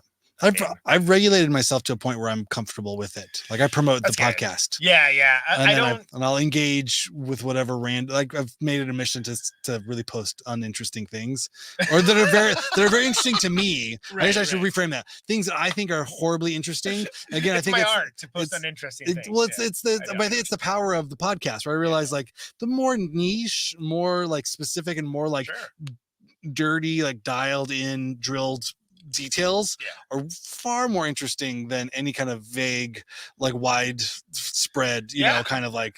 Well, I mean, there's no monoculture anymore, so fuck it. Like, it's specialized, and right? Anything that hits me in a way or that comes across as like, I don't think anybody else is talking about this thing. I would like to share that. Literally how this show started. Right? Yeah. Find a zone where no one's talking about. It's but that helped me re-engage with social media. Whereas there was several waves of it where like, oh, this is fun and social. Look at my friends. They're eating food. That's great. I like food. They like food. They like coffee. I like coffee. Look at that. And then it's like, why am I looking at Chinese shoes? Hold on, wait. What is this? There was one time, it was a Facebook thing where Jason, the drummer for Neurosis, and Nate from Murder Shade Devils, and my dad were having a discussion about carpentry as like a sub thread and like a really long thread that I had. I'm like, this is really world crazy. This is happening. And it's like, but like that's not like what is happening anymore. No. You know what I mean? Now it's just like, okay, I can feel my essence being. I was fighting with out like a vampire with cousin's neighbor's dad about Trump. You know, I mean, this was like whatever 10 years ago or whatever this was. Like that's when I realized like I'm really not enjoying this. Like, you know, or whatever. I don't even know if it was Trump specific, but it was some garbage thing. But I was like, who is the person I'm arguing with? And also, why am I so offended? Why am I invested in yelling at this dude? And then the onslaught of like weird Indian and like West African like accounts that came after me after that.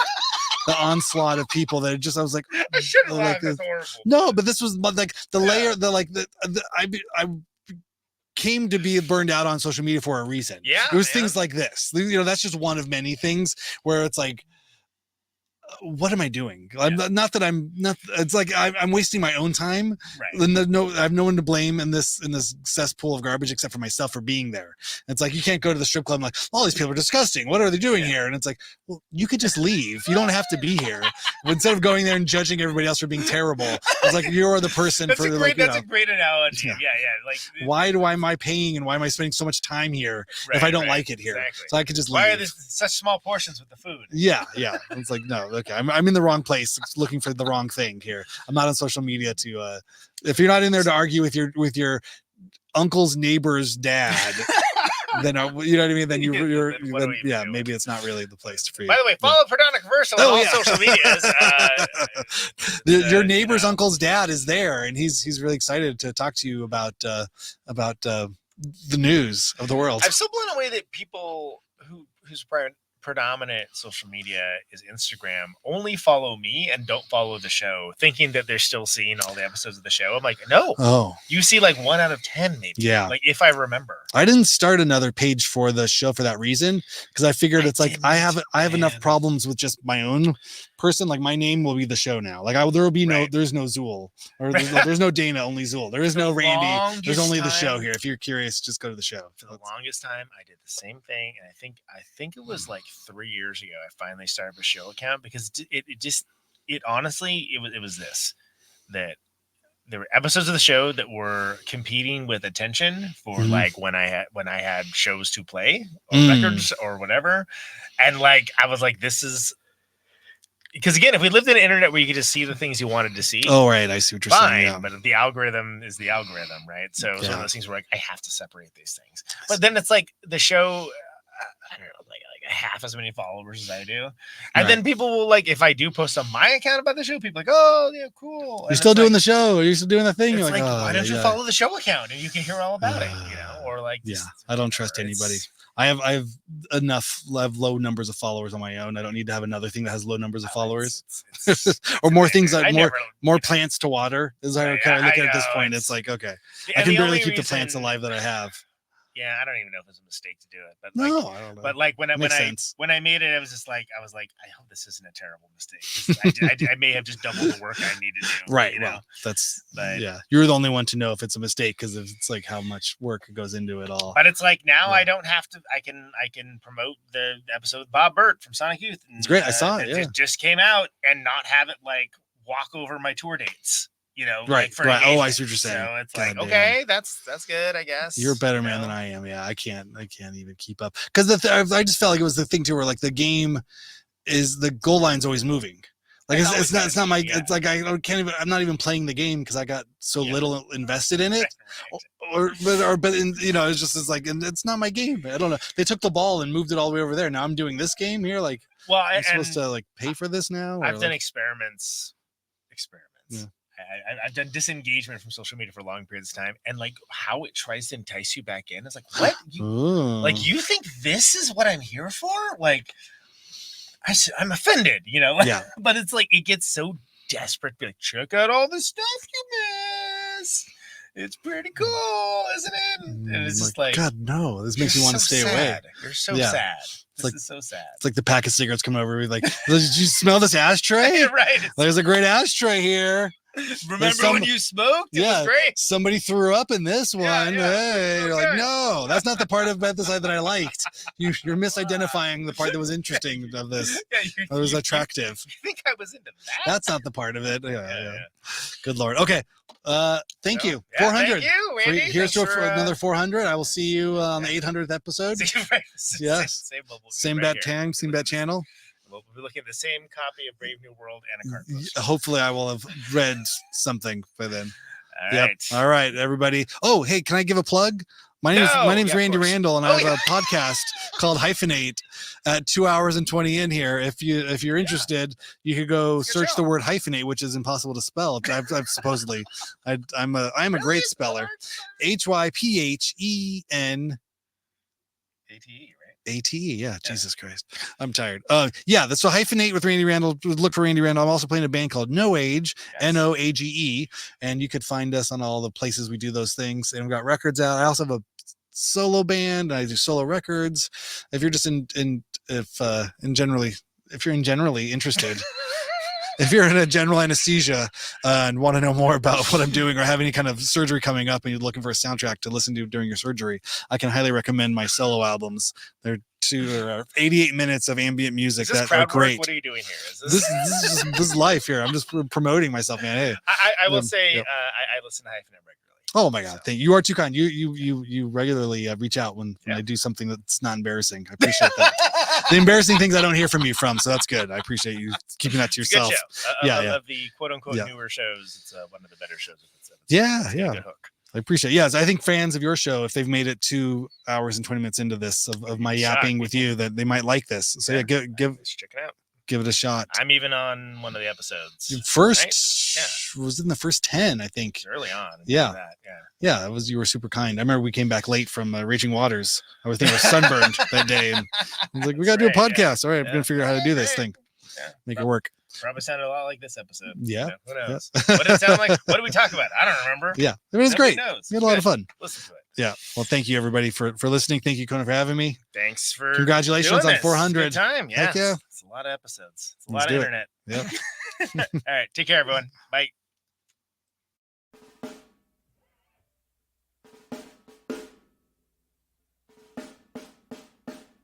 Is this thing on?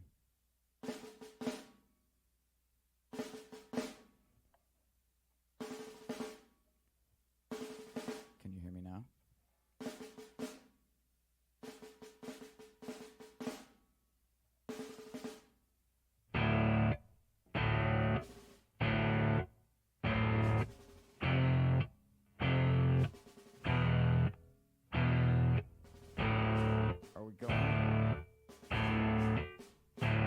this thing on?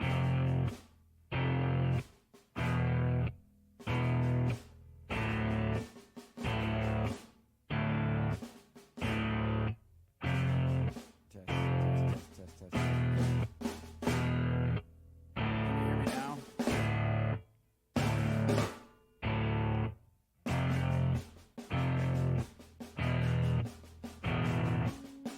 As we come to the close of our broadcast day,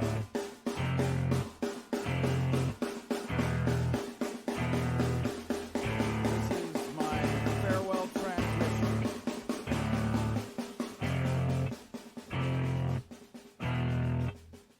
Signing off, Mr. and Mrs. America, and all the ships at sea. Anyone within the sound of my voice.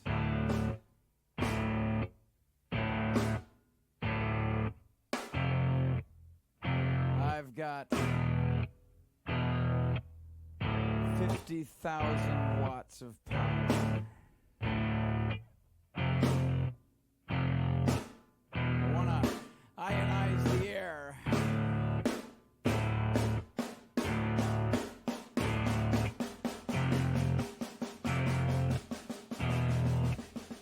This microphone turns sound into electricity. Can you hear me now?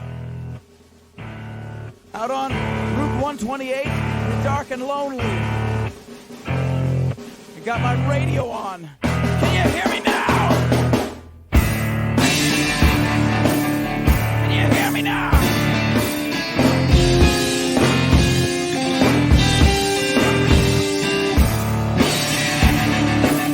Can you hear me now?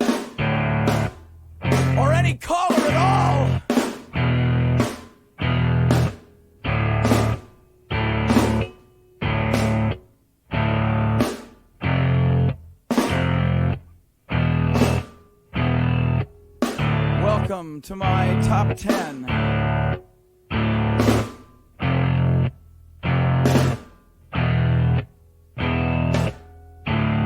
I'd like to thank our sponsor.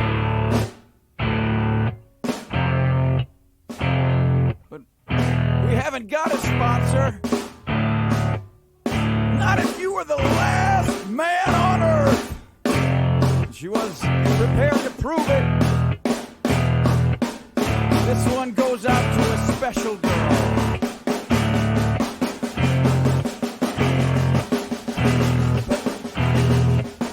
But there is no special girl.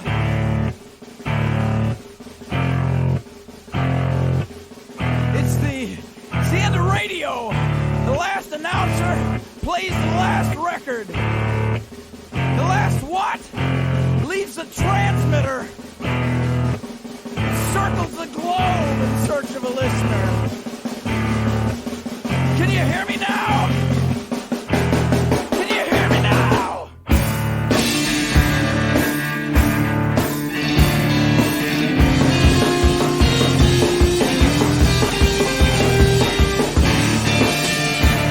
Can you hear me now?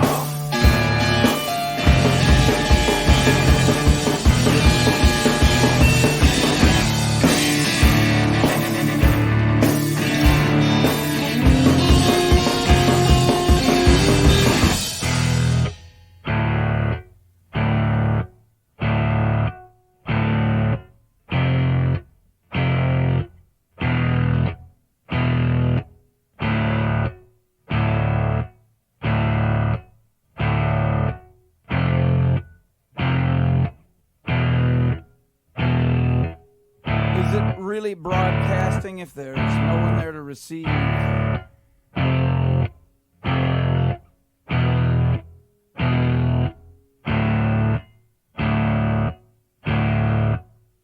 the end of radio. As we come to the close of our broadcast day,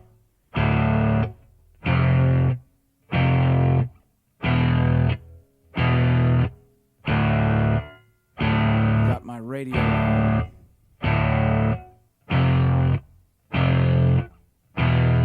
Can you hear me now?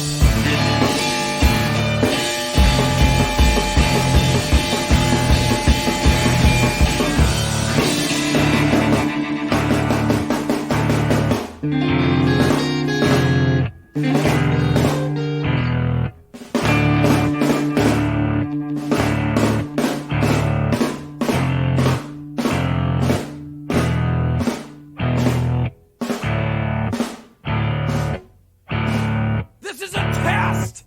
If this had been a real emergency, hey! This is a real goddamn emergency!